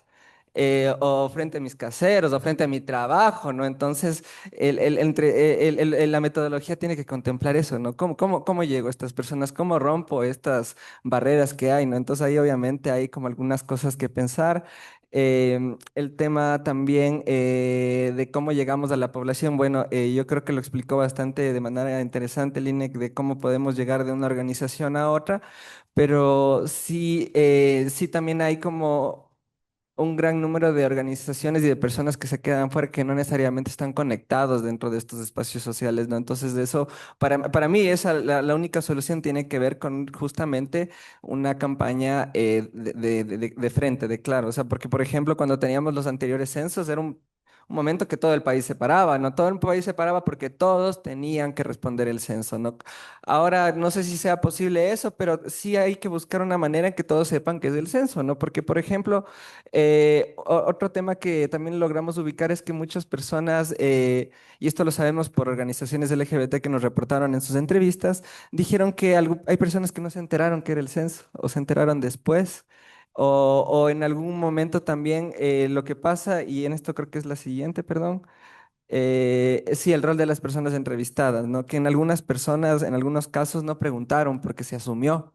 Y eso, por ejemplo, le pasó a mi pareja, ¿no? Que ella le fueron a ver a la casa y el momento que ya le hicieron la entrevista, le entrevistaron y luego final. Y ella fue como que, y, pero no, porque nosotras obviamente sabíamos, tenemos esa privilegio de conocer estas cosas porque estamos en el medio, le dijo, y las preguntas sobre orientación sexual y el entrevistador fue como que, no, sí, claro, dígame cuál es su orientación. Entonces ahí queda un poco a veces de sesgo y nos queda un poco la duda, y esto sí es más que una certeza, una duda, de cómo hacían esta verificación visual, ¿no? En algún punto, si yo, por ejemplo, como entrevistador veo a una chica masculina, asumo que es lesbiana, porque ya no pregunté acá, luego, ¿cómo hago para suplir esto, ¿no? Entonces, todos estos son cosas que he sacado de varias entrevistas en varias organizaciones. También entiendo que dentro de las mismas organizaciones, institución pública, hay también una pugna de funcionarios versus otros funcionarios que se esfuerzan por también que estos temas queden de la mejor manera posible, pero también hay otros temas que no terminan de cerrarse y ocasionan estos problemas que lo que generan es que el dato que tenemos al final no sea tan fiable, ¿no? Y esto es lo que principalmente buscamos, ¿no? En el tema de censos y estadísticas, hay que pensar que el dato exacto quizás sea imposible, ¿no? Porque cómo censamos a toda una población, a 14 millones de personas, por ejemplo. Entonces, hay que hacer muchas cosas para buscar este dato que sea mayormente fiable, ¿no? Entonces, nuestro estudio un poco es lo que cuestiona estos temas que tal vez sentimos que dentro del proceso del censo del 2021 faltaron. Pero eso no quita que también es un proceso importante y necesario para realizar, y quiero también poner un ejemplo de Colombia. Colombia realiza su primer censo en el 2019 y tiene una acción de protección frente a algunas faltas de terminologías, como por ejemplo la terminología no binaria, ¿no? Entonces, acá también hubo una acción de protección, pero en relación a otros temas.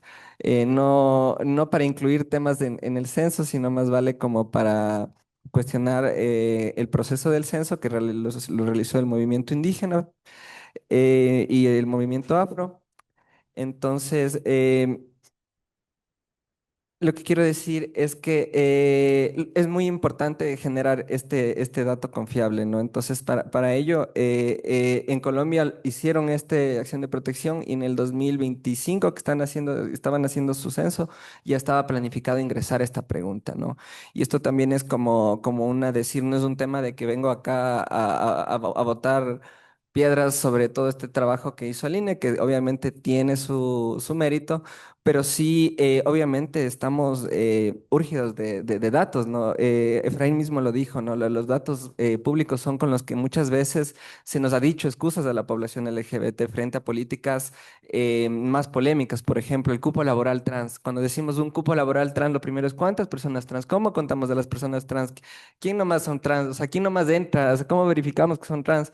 Y bueno, un primer ejercicio es, por ejemplo, esto, ¿no? Esto nos ayuda a mapear, ¿no? Pero si estos datos no tienen un alto porcentaje de fiabilidad, obviamente pasa como el tema del VIH, es una preocupación para nosotros. Finalmente, algo último que quiero señalar, una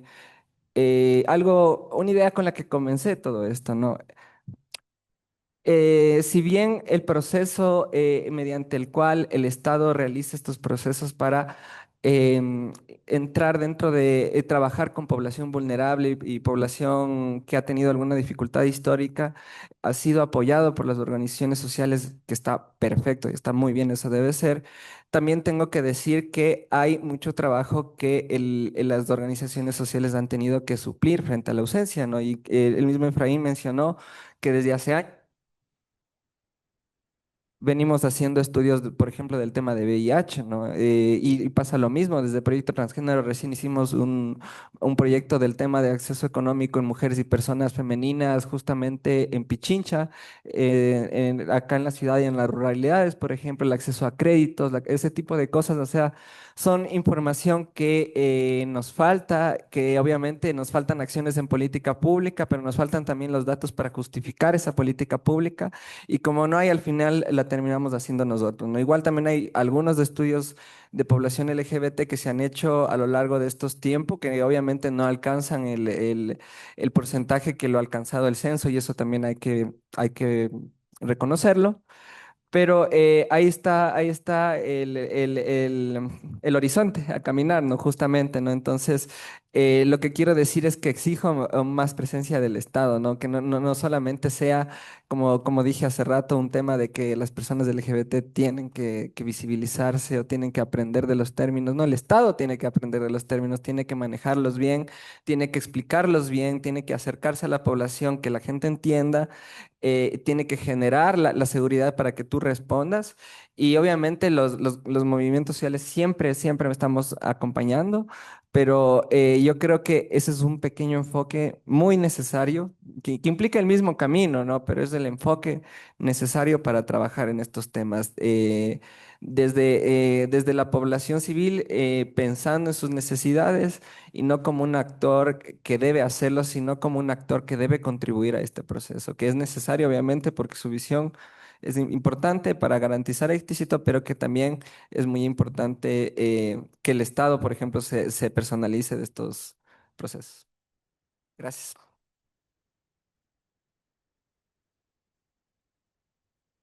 Muchas gracias, Nua. Y bueno, qué gusto que el estudio haya llegado también lejos, porque justo conversamos hace algunos meses ya. Y felicitaciones por eso. Y más bien rescato mucho lo que mencionabas, ¿no? Vernos también como corresponsables de la sociedad civil, porque hay expertos, estamos expertos y expertas en este sentido. Y creo que es súper bueno que ya el país haya dado estos pasos y creo que vamos a seguir aprendiendo en conjunto entre los sectores. Por eso le voy a dar paso también a nuestra última panelista, que justamente es nuestra host del día de hoy, digamos, quien nos recibe en Casa Flaxo. Sofía Argüello es justamente quien dirige el observatorio que está puesto acá el banner, ustedes pueden ver, de disidencias sexuales en la Flaxo. Y Sofía es doctora en Sociología del Colegio de México, es profesora investigadora titular del Departamento de Sociología y Estudios de Género y coordinadora justo del Observatorio de Disidencias Sexuales en Flaxo, Ecuador. En su agenda de investigación se encuentra género y disidencias sexuales, masculinidades, cuerpos y violencias, derechos sexuales, Estado y ciudadanía. Así que, Sofi, te doy paso y muchas gracias.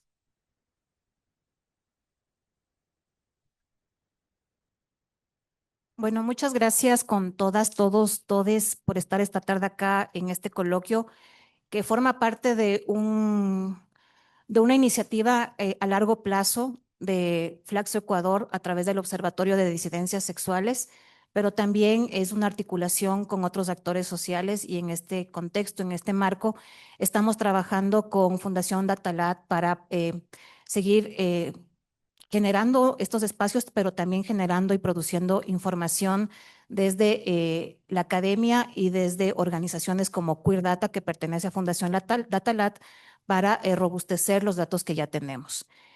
Em, en esta tarde yo quiero hacer una presentación del boletín que ustedes tienen circulando acá en la mesa, que es el boletín Contar la diversidad en Ecuador, primeras lecturas sobre la población LGBTIQ+ en el Censo de Población y Vivienda. Y les voy a hacer algunas consideraciones también retomando o siendo como un mediador o una mediadora entre lo que presentó René y también entre las demandas que legítimamente han presentado Efraín y NUA como parte de la sociedad civil. Primero quiero agradecer a las personas que forman parte de este observatorio y que están colaborando de varias maneras a la producción de información sobre la población LGBTIQ+ en Ecuador, al grupo de investigadoras, Lía Cerda, que está acá, Adriana Robles, que es la demógrafa encargada de trabajar con los datos estadísticos, María Pesina, Erandi Villavicencio, y también a los becarios Adrián Samaniego y Fernando Calle, que les vi por ahí. Y por supuesto a mis estudiantes tesistas, a quienes tengo el honor de acompañar en las agendas de investigación que se enmarcan en seguir produciendo empiria, datos, explicaciones académicas y políticas sobre estos temas. Bueno, les voy a dar algunos elementos que forman parte de este boletín que pues sí les pido que ahí en el código QR puedan descargarlo. Y son algunas aproximaciones demográficas, geográficas y socioeconómicas de las diversidades sexogenéricas. Y sí quiero como tener un antecedente que es fundamental y es reconocer que en el ámbito de la producción de datos en las ciencias sociales, en la demografía, desde el 2010 se están haciendo ejercicios de observación de los procedimientos censales que tuvieron mayor énfasis en los años o en la década del 2020 en algunos países de la región. Entonces hay una literatura en el boletín, ustedes pueden ver una literatura específica sobre cómo se han producido las rondas censales para ir viendo la manera en la que se ha medido a la población LGBTIQ+. Y yo quisiera como también situar que, ay, me estoy escuchando a mí misma. Sí. Un poco señalar que sí es un hito histórico en el Ecuador poder contar con un censo en donde se haga visible algunas características de la población LGBTIQ+, tomando en cuenta que hay un subregistro y que el subregistro ya es un problema técnico y metodológico de lo que hemos hablado aquí a través de la exposición de René, de NUA y de Efraín. Sin embargo, hay unas variables explícitas que permiten hacer una primera radiografía. También considero y tengo como presente la necesidad de seguir problematizando cómo estamos categorizando de manera estadística la forma de vivir y habitar las experiencias diversas. Creo que ese es un reto que, a pesar de que el propio INEG, a través de las distintas pruebas que se fueron haciendo, no se puede solucionar. ¿Por qué? Porque además la manera de medición más sencilla es el sistema binario. No podemos captar la diversidad y las heterogeneidades de habitar el cuerpo. Pese a estos temas, creo que uno de los puntos sustantivos del censo es la cobertura oficial al alcance nacional. Y yo sí quiero recuperar este tema y bueno, gracias también a todos quienes me precedieron porque vamos a tener varios retos muchos retos y desafíos en torno a las conceptualizaciones y metodologías de la medición de la población LGBTI en Ecuador, porque ahora estamos frente a los datos censales, pero también hacia la encuesta de condiciones de vida de la población LGBTIQ+, que yo sin todavía haber hecho comparaciones, ya veo que hay algunas cuestiones que son disparejas de los datos que se pueden analizar. Bueno, si bien es cierto lo que nos dijo Efraín es importante, vale rescatar que en el censo el 2.4 de la población representa a la población LGBTIQ+, que además es una población que está situada en términos de mayores de edad. Eso es un tema que también es fundamental en esta medición. Y creo que es sustantivo que veamos que el 45% de las personas que contestaron en el censo se identifican como lesbiana, el 30% como gay, el 17% como heterosexual y el 8% como otros. Esto dista, por ejemplo, de los resultados que ya se han dado de la encuesta nacional de condiciones de vida, en donde la población que yo creo que está subrepresentada, es autodefinida como gay. En términos del promedio de edad, es un promedio de 42 años, una población predominantemente adulta. Esto también nos lleva a pensar para poder hacer investigaciones cualitativas de cómo se están autoidentificando les jóvenes cuando su forma también de autopercepción está en el marco de los no binarismos o de esta heterogeneidad de la habitabilidad de los cuerpos. El 40% de la población se autoidentifica como transmasculina, perdón, como trans, y la autoidentificación el 76% como mestiza. Estos datos ya pues los tenemos porque el INEC nos ha presentado. Hay una concentración en Guayas y Pichincha de las personas en términos de la residencia territorial. 4 de cada 10 encuestados pertenecen a estas provincias. Y lo que yo quisiera un poco también resaltar es que veamos datos que hay que seguir analizando, como que, por ejemplo, si bien es cierto que el 50% de la población está económicamente activa, hay una tasa amplia de desempleo y también las personas participan principalmente en el área de servicios. Es decir, hay una posición latente en esa área de ocupación.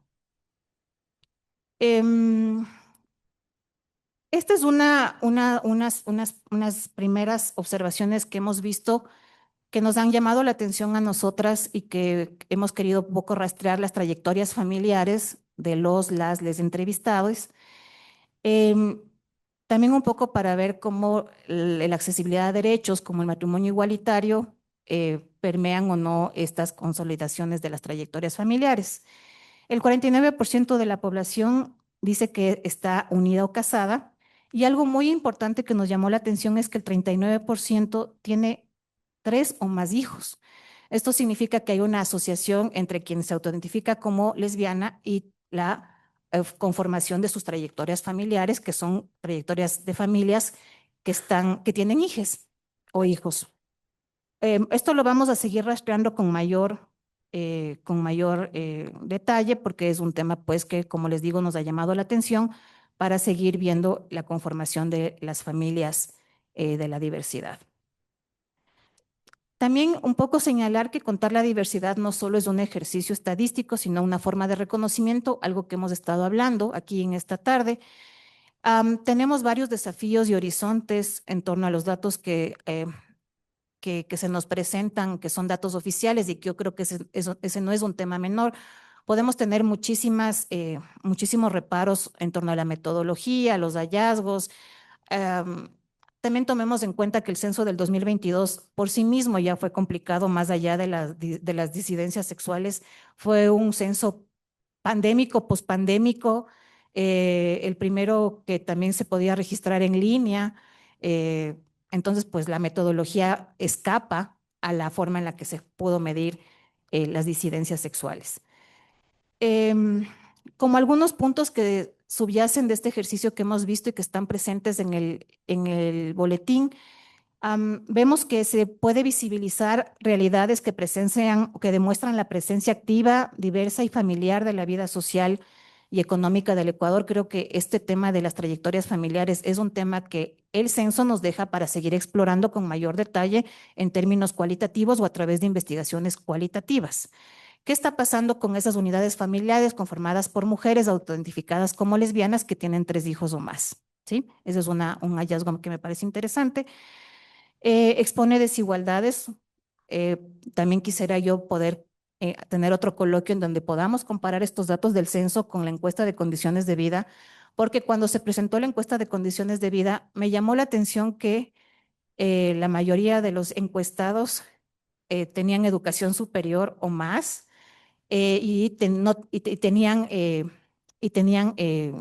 formaban parte de los mercados laborales, y creo que el censo me parece que tiene unos datos que nos pueden ayudar a hacer esas comparaciones. Y también un poco señalar, ya como para finalizar, que estos trabajos, estos coloquios, estos momentos de encuentro son también una línea base o nos brindan una línea de base oficial, que son datos oficiales, que son imprescindibles para diseñar políticas públicas inclusivas. Lamentamos que se hayan excusado las representantes de la Subsecretaría de Diversidades. Entendemos que Julio, Datalat tienen contacto con ellas. Eh, Les invitamos a este espacio de la academia para que puedan participar con nosotros sobre las legítimas preguntas y consultas que tenemos en relación a los procedimientos metodológicos de levantamiento de datos, pero también de la producción de políticas públicas. Creo que uno de los desafíos que va más allá de lo técnico, va más allá de las cajas negras, los agujeros negros que podemos encontrar sí, de este levantamiento censal, es que requerimos generar herramientas que efectivamente puedan producir políticas públicas direccionadas a la población LGBTIQ+, que dicho sea de paso, es tan diversa que va desde el tema del VIH, pasando por el cupo laboral trans, y terminando por otro tipo de agendas que siguen abiertas, como el tema de la adopción en el marco del reconocimiento del matrimonio igualitario.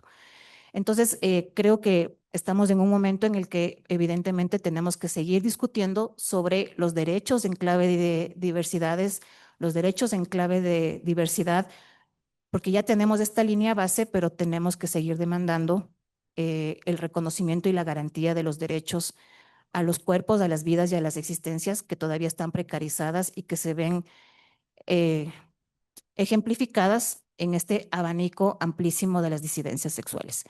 Les quiero agradecer muchísimo y espero que no sea el primero ni el último encuentro. También agradecerte, René, porque siempre estás muy dispuesto a colaborar con nosotros, pese a las críticas que siempre se generan estos diálogos y debates.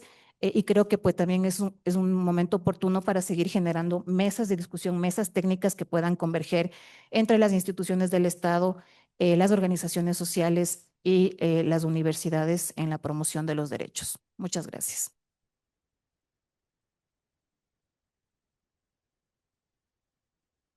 Bueno, muchísimas gracias, Sofía, también por estos aportes. Más bien les invitamos a quienes están acá también y a quienes nos acompañan en la plataforma de Zoom. Si tienen alguna consulta o pregunta, prepararlas o ponerlas en el chat, en este caso dentro del Zoom. Y mis colegas las van a revisar también para ver si tenemos tiempo. Ahora lo que les quiero invitar es, voy a hacer unas pequeñas conclusiones de cierre por algunos puntos, pero quizás ustedes también tienen consultas, dudas. René también quiere aclarar algo. Entonces, voy a hacer las conclusiones y les doy la palabra también si ustedes quieren hacer un mensaje antes de las preguntas. Creo que es muy importante lo que ustedes han mencionado, que los datos no son solo estos números, sino de hecho, como decía Sofía, es una forma de reconocimiento. Y nosotros siempre decimos en Queer Data de los números de los derechos, porque al final eso es lo que buscamos todos, ¿no? Que tengamos todos los mismos accesos a los derechos y a los mecanismos y plataformas en todo nivel.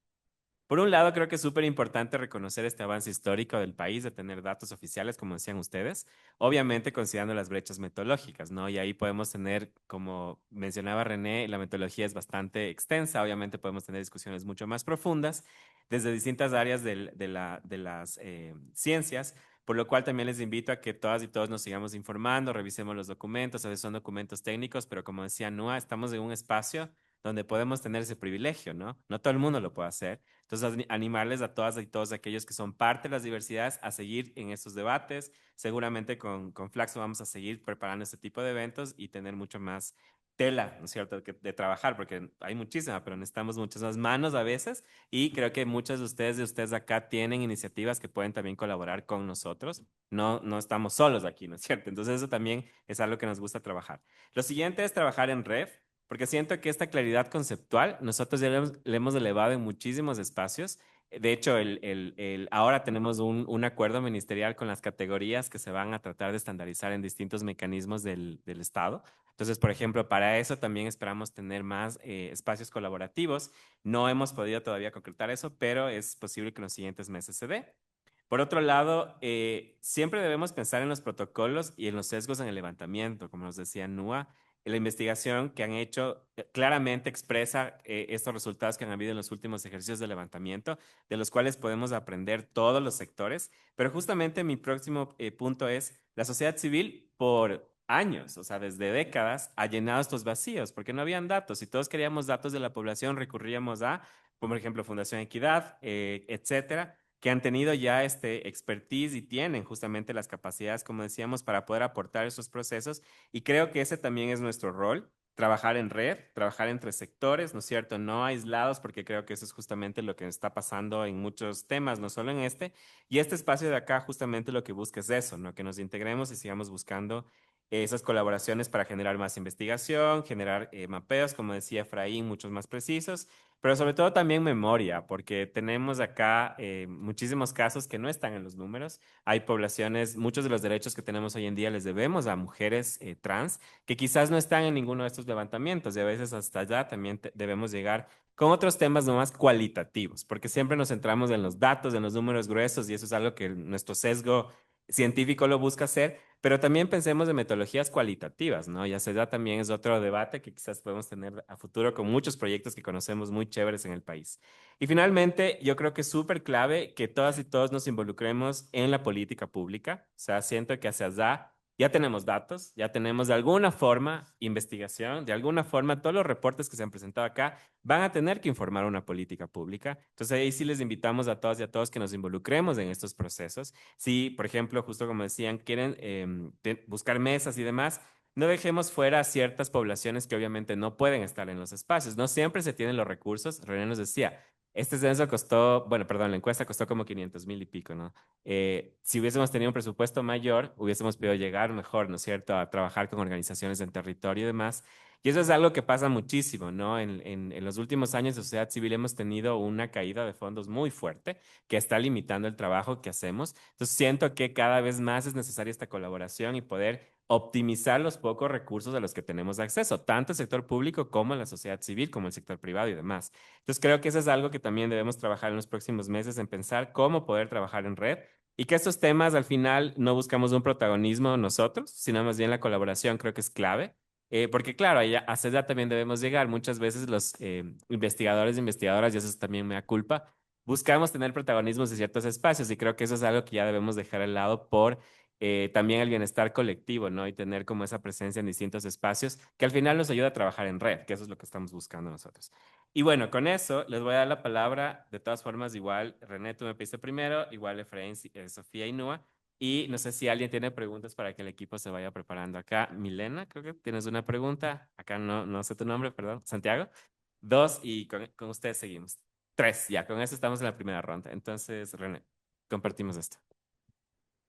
Muchas gracias. Solo por tres cosas puntuales.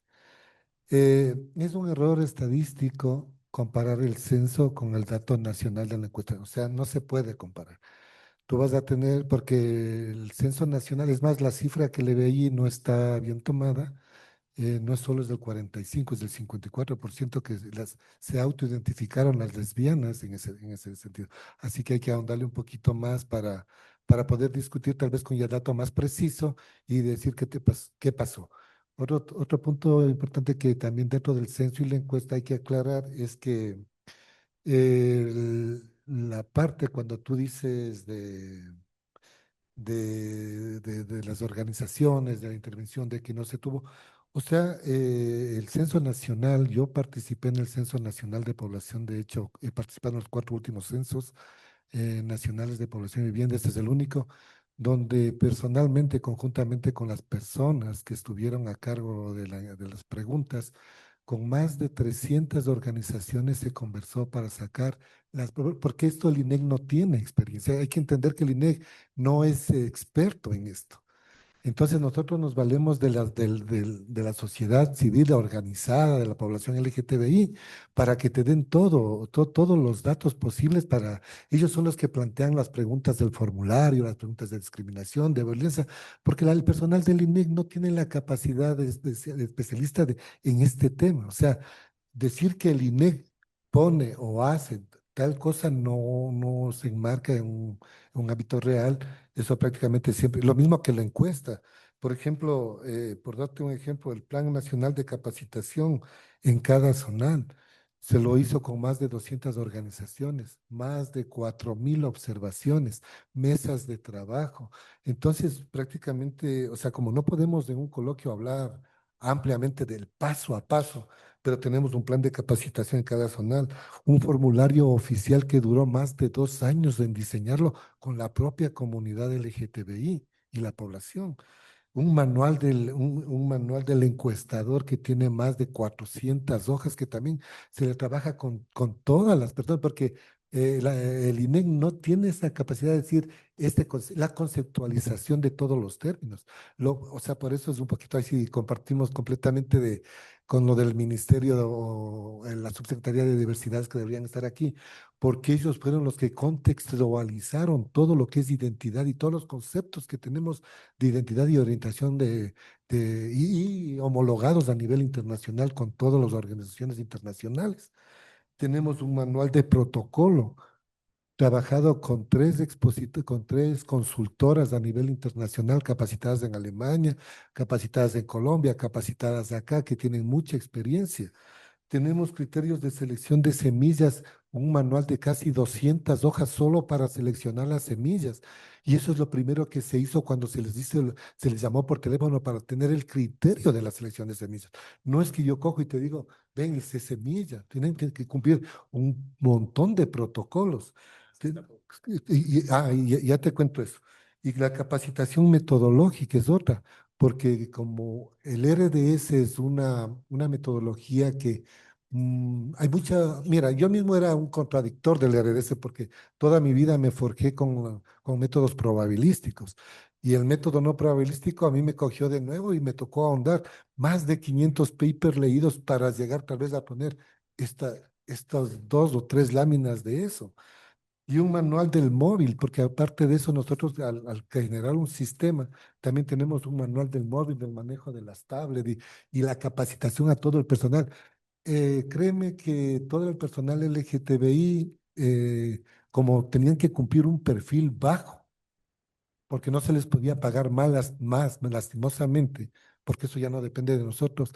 El perfil era de bachiller y hacerle entender toda una metodología a una persona implica mucho trabajo de la institución en ese sentido, mucho esfuerzo porque el perfil eran bachilleres y lastimosamente muchos no sabían ni de lo que se trataba, ni no podían entender ni las propias preguntas. Aquí sí se recogen, por ejemplo, de lo que decía la compañera, ya las preguntas de intersexualidad, tal vez no saber hacerlos o hacerlos, pero la capacitación estuvo ahí. Uno como ente, como parte de la institución, no puede estar atrás de más de 6.000 personas sabiendo qué responde, cuándo no responde. Estoy totalmente de acuerdo que nos debemos organizar, debemos discutir más los temas, debemos comparar mejor las cifras para con la construcción de política pública. Eso es esencial. Por ejemplo, toda la información que está montada en la página web del INEC está colgada a la base de datos sin el microdato por la confidencialidad que guarda la institución, pero tiene de fila en fila quién refirió a quién, construido el identificador único, el neighbor CICE de cuántos refirieron, cómo se construyó esa variable, de cómo se construyó las semillas, en qué ola cayó. Se puede hacer cálculos de estimación por ola, por ciudad, aunque es de ámbito nacional, no les recomiendo que hagan eso, pero se puede apreciar para un análisis por provincia de cómo funcionó cada provincia en cada etapa. Se tiene la construcción de más de 100 indicadores por primera vez inédito en el país y en América Latina y el mundo. La construcción la comenzamos desde cero. O sea, nadie te dice cuál es el numerador y el denominador. Lo construimos nosotros a puro esfuerzo, dándonos cuenta porque los indicadores, por ejemplo, de 2002 y 2013, no es que están ahí, pues nosotros los construimos en la encuesta nacional por primera vez y están publicados el paso a paso y la sintaxis de ñere para que se lo pueda replicar. Y lo mismo están los tabulados, están las fichas técnicas, está la metodología con la sintaxis en R, que solo se la puede descargar para que se pueda hacer la comparabilidad de una manera más estricta y decir, este dato está mal calculado y este otro está bien calculado, porque estamos sometidos como institución pública a que nos auditen esta información porque es clave, ¿no? Y está paso a paso toda la metodología con el visualizador. No se olviden que el visualizador hay que tenerle mucho cuidado en el sentido de que ya está con el factor de expansión ingresado. Son 380.000 personas que salió en la encuesta nacional, con la encuesta, por eso no son comparables con la del censo.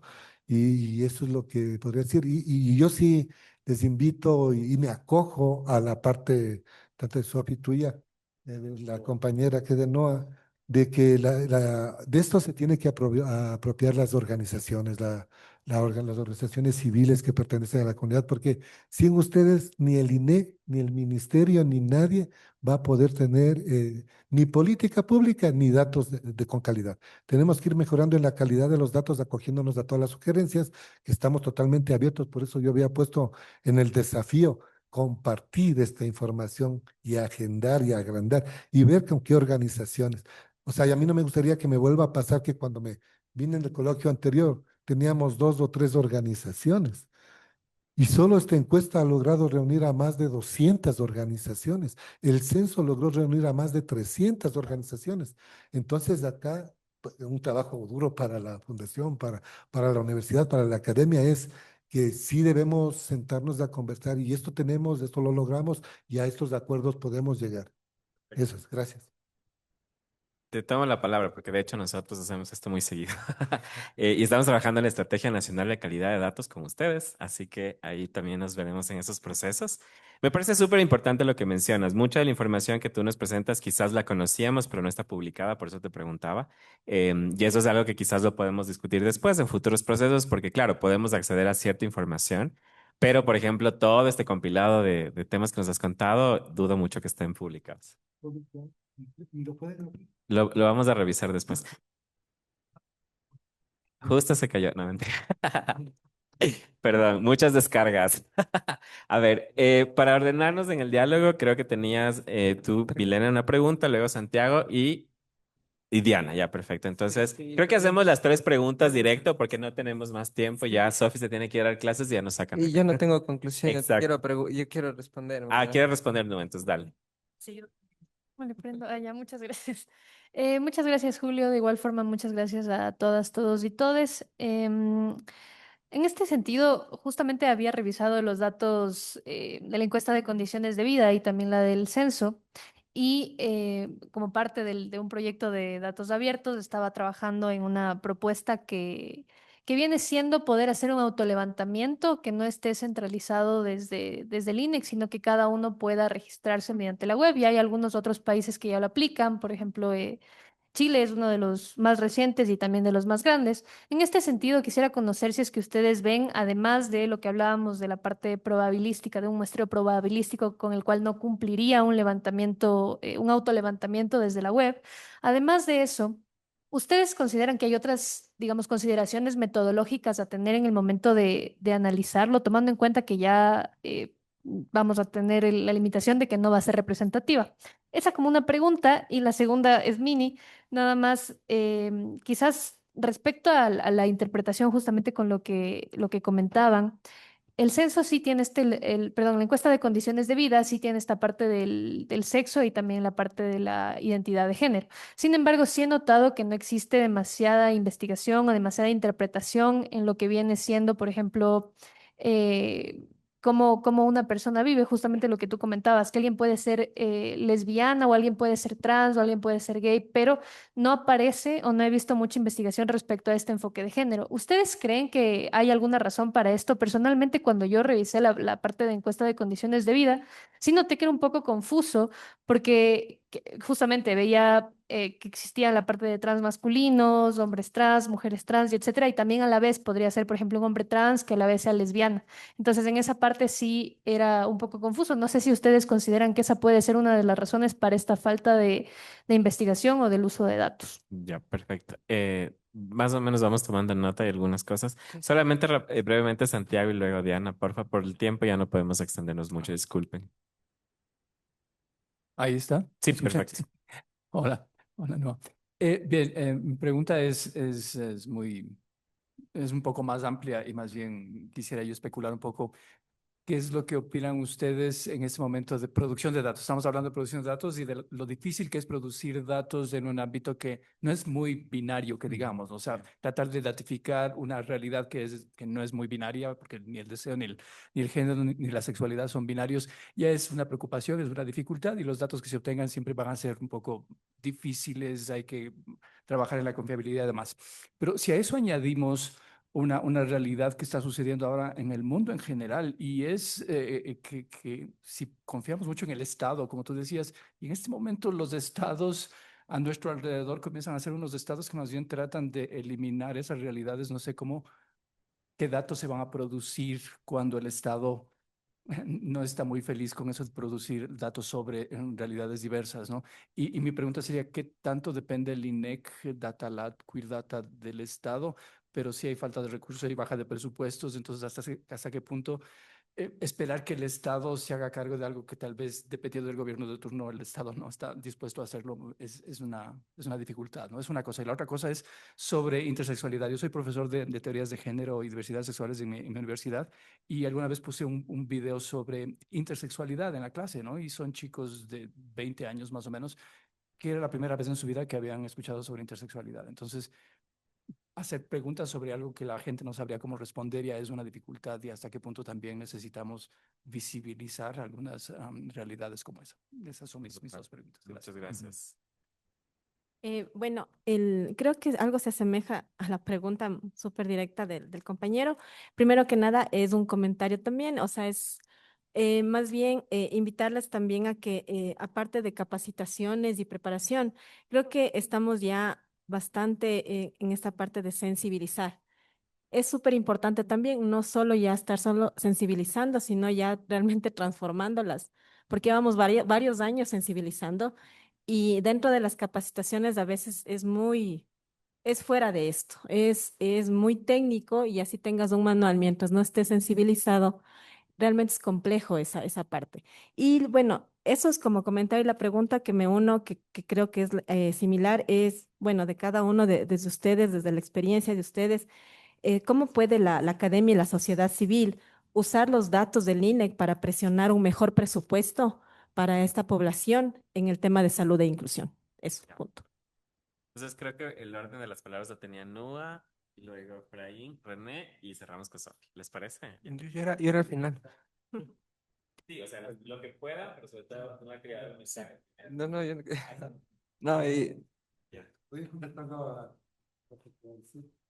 O sea, o sea, no hay que confundir lo que es la Subsecretaría de Diversidades. La que saca el presupuesto para esto es la Subsecretaría de Diversidad ahora en el Ministerio de Gobierno. ¿Qué pase con ellos, por ejemplo? Por poner un caso, pues hubiera sido importante que estén ellos acá para que puedan decir, antes teníamos, por ejemplo, lo que tú acabas de decir de la sensibilización, por ejemplo, de que antes se sacaba el sello violeta, creo que si no me equivoco, donde cada institución se tenía que sensibilizar para el trato, el diálogo y todo con la población LGTBI más. Pero desde que se hizo la fusión con el Ministerio de la Mujer y Derechos Humanos, ya, por ejemplo, nuestra institución, el propio INE no ha podido acceder ya a este sello verde que lo teníamos programado para estas fechas de mayo y por estas fechas. Entonces, yo no sé cómo les va a ir a ellos. Han tenido 3 subsecretarios en los últimos años. Hemos cambiado formularios, temáticas, hemos tenido que acoplar, tenemos que dar hoy día la cara, cosas que ellos que tienen que estar respondiendo como parte del Estado. Nosotros somos del ente que nos contrataron, nos dijeron, vean, INEC, vengan, denos haciendo la encuesta. Pero nosotros tenemos que afrontar la parte presupuestaria, la parte de cómo se hace. O sea, te dejan votando todo como que el INEC es el Estado y no es así. El INEC es una institución estrictamente técnica que si tú le dices, haz esto y todas las organizaciones le ponen los parámetros, el INEC te va a hacer y va a cumplir y va a estudiar y va a conversar contigo y va a hacer la encuesta. Pero de decirte cómo podemos hacer prácticamente, a ustedes les toca una lucha muy fuerte, o sea, prácticamente acudir a la subsecretaría para ver cómo queda, si esta encuesta se va a hacer anual, 2 años, 3 años, cada 5 años, o se volverá a hacer después de 13 o 15 años, como se le ha hecho en esta vez. Tienen que ponerse y organizarse, y ese es un dato que le compromete a mi institución, pero no quiero decirlo quiero decirlo que de un título personal, no lo tomen como INEC, yo no soy responsable de estas cosas, pero ustedes, por ejemplo, les había oído hablar de este tema del censo. El censo cuesta más de 85 millones de dólares. Meter una o dos preguntas o poner temas completos de LGTBI te va a inflar totalmente y esos son los limitantes que tiene la institución para no poder hacerlo. O sea, porque el censo o la sociedad civil y el resto de la población siempre te va a ver como una población minúscula, mínima. Son 270.000 frente a, por decirte, con datos censal, ¿no? 200 frente a 18 millones de ecuatorianos. Entonces, priorizan, y eso es lo que se discute normalmente con todas las mesas técnicas cuando se prepara un censo nacional de población. Fíjate que se tiene con minorías de la parte de, también de étnicas, con los negros, con los indígenas, o sea, es un acabar y cada uno quiere más y quiere poner temas completos. Fíjate que el censo le quedó debiendo a la población indígena porque sí iba a ser el primer censo de comunidades y no se lo logró hacer por la falta de presupuesto y por la cantidad de preguntas que ingresaban al censo nacional. Entonces, esas son limitantes y que el INEC no les puede dar como contestación a esta situación, porque nosotros no somos la parte que ni generamos política pública, solo ponemos los datos que tratamos de pegarnos sean lo de mayor calidad posible y cosas por el estilo. Y para terminar, para lo que me decías de si hay nuevas metodologías, el RDS, hay un ajuste más que se llama el RDSS, se lo puede aplicar, mientras asimismo las organizaciones no tengamos un listado, no tengamos un marco, no tengamos sus direcciones. Va a ser imposible que nosotros podamos incursionar en metodologías probabilísticas directas. Quiero decirles, por ejemplo, Chile acabó de hacer la encuesta nacional de condiciones de vida y la está queriendo dar de baja por el problema de que no les funcionó la web, por ejemplo. No les funcionó la parte de México, y creo que hablamos contigo la vez anterior. Ellos hicieron con 5 millones de dólares, avanzaron a hacer 9.000 encuestas, de las cuales 3.000 son presencialmente y las otras las sacaron a través de la web. Y aunque es probabilística, porque lo hicieron con metodología probabilística, lo aproximaron, pero no son significativas y tal vez no son datos válidos. En todo caso, por eso con ellos hablaron con nosotros, porque antes del convenio Alemania era Alemania, México y Ecuador, y sabemos toda la problemática que nos dijeron. Pero por este problema de que nos separamos o rompimos relaciones con México, ahora es Colombia, Ecuador y Alemania. Y te cuento algo de Colombia. Colombia acabó de pedir asistencia técnica al INEG para este tipo de metodología y vinieron hace 3 semanas un equipo técnico auspiciado por GIZ a capacitarse en nuestra metodología a ver si la pueden realizar. Obviamente se les explicó que es un poco difícil cuando tú tienes territorios que, por decirte, a nosotros nos cuesta una avioneta de Cuenca a Taisha, nos cuesta tal vez unos 20, $25.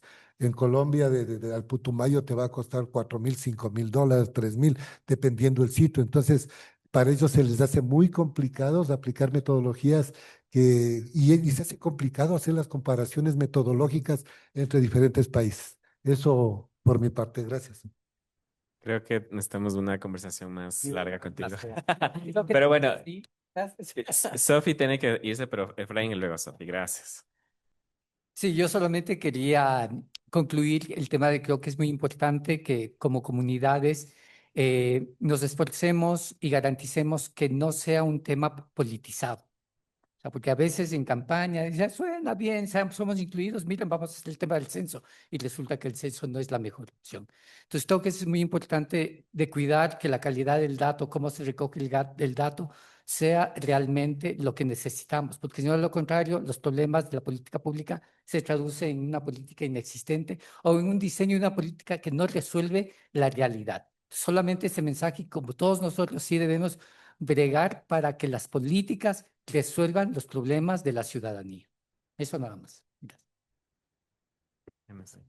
Bueno, yo quiero como señalar que evidentemente no se puede comparar el censo con la encuesta de condiciones de vida, pero sí llama la atención cómo los procedimientos metodológicos de cada uno de los procesos o de los procedimientos estadísticos generan los datos. Imagínate cuando yo fui a la presentación de la encuesta de condiciones de vida sin necesidad de haber hecho ninguna correlación estadística, me di cuenta que había una sobrerepresentación de población gay y que no era posible que un casi 40% de la población registrada tenga educación superior o más. Entonces aquí ya no me voy a volver tan eh, mediadora, sino pues también desde la academia, creo que nos urge hacer trabajos de levantamiento cualitativo sobre cómo se ha medido y cómo se ha hecho incluso por referidos las semillas de quienes son los casos presentados, sobre todo en la encuesta de condiciones de vida. Un poco ahí retomando lo que decía Efraín, cómo se generan las semillas y por qué hay una sobrerepresentación de hombres gays. Luego, un poco Santiago, en la misma encuesta de condiciones de vida hay un registro del 1% de personas que se identifica como personas de intersex. Habría que hacer el seguimiento. Luego nosotros en el observatorio también, en el primer boletín que se llama Presencias clínicas, ausencias estadísticas, hicimos un registro de casos de intersex a través de egresos hospitalarios. Tal vez te pueda ser útil, lo puedes encontrar en la página de la Flaxo. Y creo que estos espacios son importantes porque tanto Datalat, Queer Data, que forma parte de Fundación Datalat, y el Observatorio de Disidencias Sexuales, más allá de las articulaciones interinstitucionales que tengamos, pues sí tenemos un compromiso con la producción de datos, incluso más allá de la estadística. Nosotras en el observatorio, nosotros estamos haciendo eh, un esfuerzo por levantar otro tipo de datos, no solamente estadísticos, sino también cualitativos. Y todavía sigue siendo eso un reto. Creo que es importante seguir generando estos espacios. También Fundación Datalad hace un esfuerzo enorme por defender el tema de los datos abiertos. Creo que hacer un seguimiento con todo lo que nos dijo René. Por ejemplo, el boletín 1 que te estoy invitando a leer, yo tuve una reacción del INEC porque había puesto que no estaban liberados los datos censales hasta ese momento. Entonces, creo que es importante transparentar también desde la cuestión en torno a los datos libres, la accesibilidad. Y creo que ahí Datalab hace un esfuerzo enorme porque no todos y todas tenemos la capacidad de hacer lobby con los tomadores de decisiones de otras instituciones. Y por supuesto el censo, yo les decía, más allá de los datos registrados para la población LGBTIQ+, fue un censo que tiene algunos elementos de reputacionales sobre el levantamiento de esos datos, sobre la publicación de los datos y sobre los contextos nacionales y globales que se produjeron en esa ronda censal, al menos en Ecuador. Y les invitamos a que sigan colaborando acá. Nosotros con Datalá tenemos una iniciativa que pues tal vez ahora les va a decir Julio, una encuesta que vamos a levantar que se llama Orgullo con Datos, que queremos que sea una encuesta longitudinal anual en el marco de el mes del orgullo. Entonces te dejo, Julio, para que puedas hacer esta presentación y terminar con este ejercicio. Brevemente, porque obviamente todos estamos de ansiosos, creo. Esta es una iniciativa que justamente cuando trabajamos en conjunto con el equipo del observatorio, la planteamos hacer cada año durante el mes de junio. Obviamente por razones de otros temas no lo pudimos sacar antes, pero aprovechamos el espacio para invitarles a conocer el instrumento. Es algo súper corto. Igual esto se levantó en otras marchas en América Latina. Invitamos a más de todas y todos ustedes que se sumen a esta iniciativa, porque también ahí hay temas coyunturales, hay temas de por qué participo en una marcha, por qué participo en ciertos procesos, qué temáticas son prioritarias hoy en día para la población LGBTI. Entonces esto nos va a ayudar a medir año a año qué está pasando con nuestras realidades, ¿no? Obviamente la estadística y todo lo demás que necesitamos es urgente, pero creo que este tipo de encuestas, como nos decía, se ayudan también a la coyuntura y a entender qué está pasando también con la población LGBTI. Entonces, eso les invitamos a que la conozcan. Está el QR en pantalla y obviamente les vamos a hacer llegar el link a sus correos. De todas formas, la iniciativa es queerdata.datalat.org. Entonces, ahí está toda la información o datalat.org y ahí van a encontrar toda la info. Y bueno, hasta aquí, Diego. Más bien agradecerles muchísimo. Sabemos que tenemos muchas preguntas. Igual les invitamos a enviarnos si tienen alguien preguntas, las podemos hacer seguimiento y queremos tomar una foto grupal. El Alex va a matar si no digo esto, así que más bien les pedimos que nos acompañen para una pequeña foto. Muchas gracias y un aplauso a todos.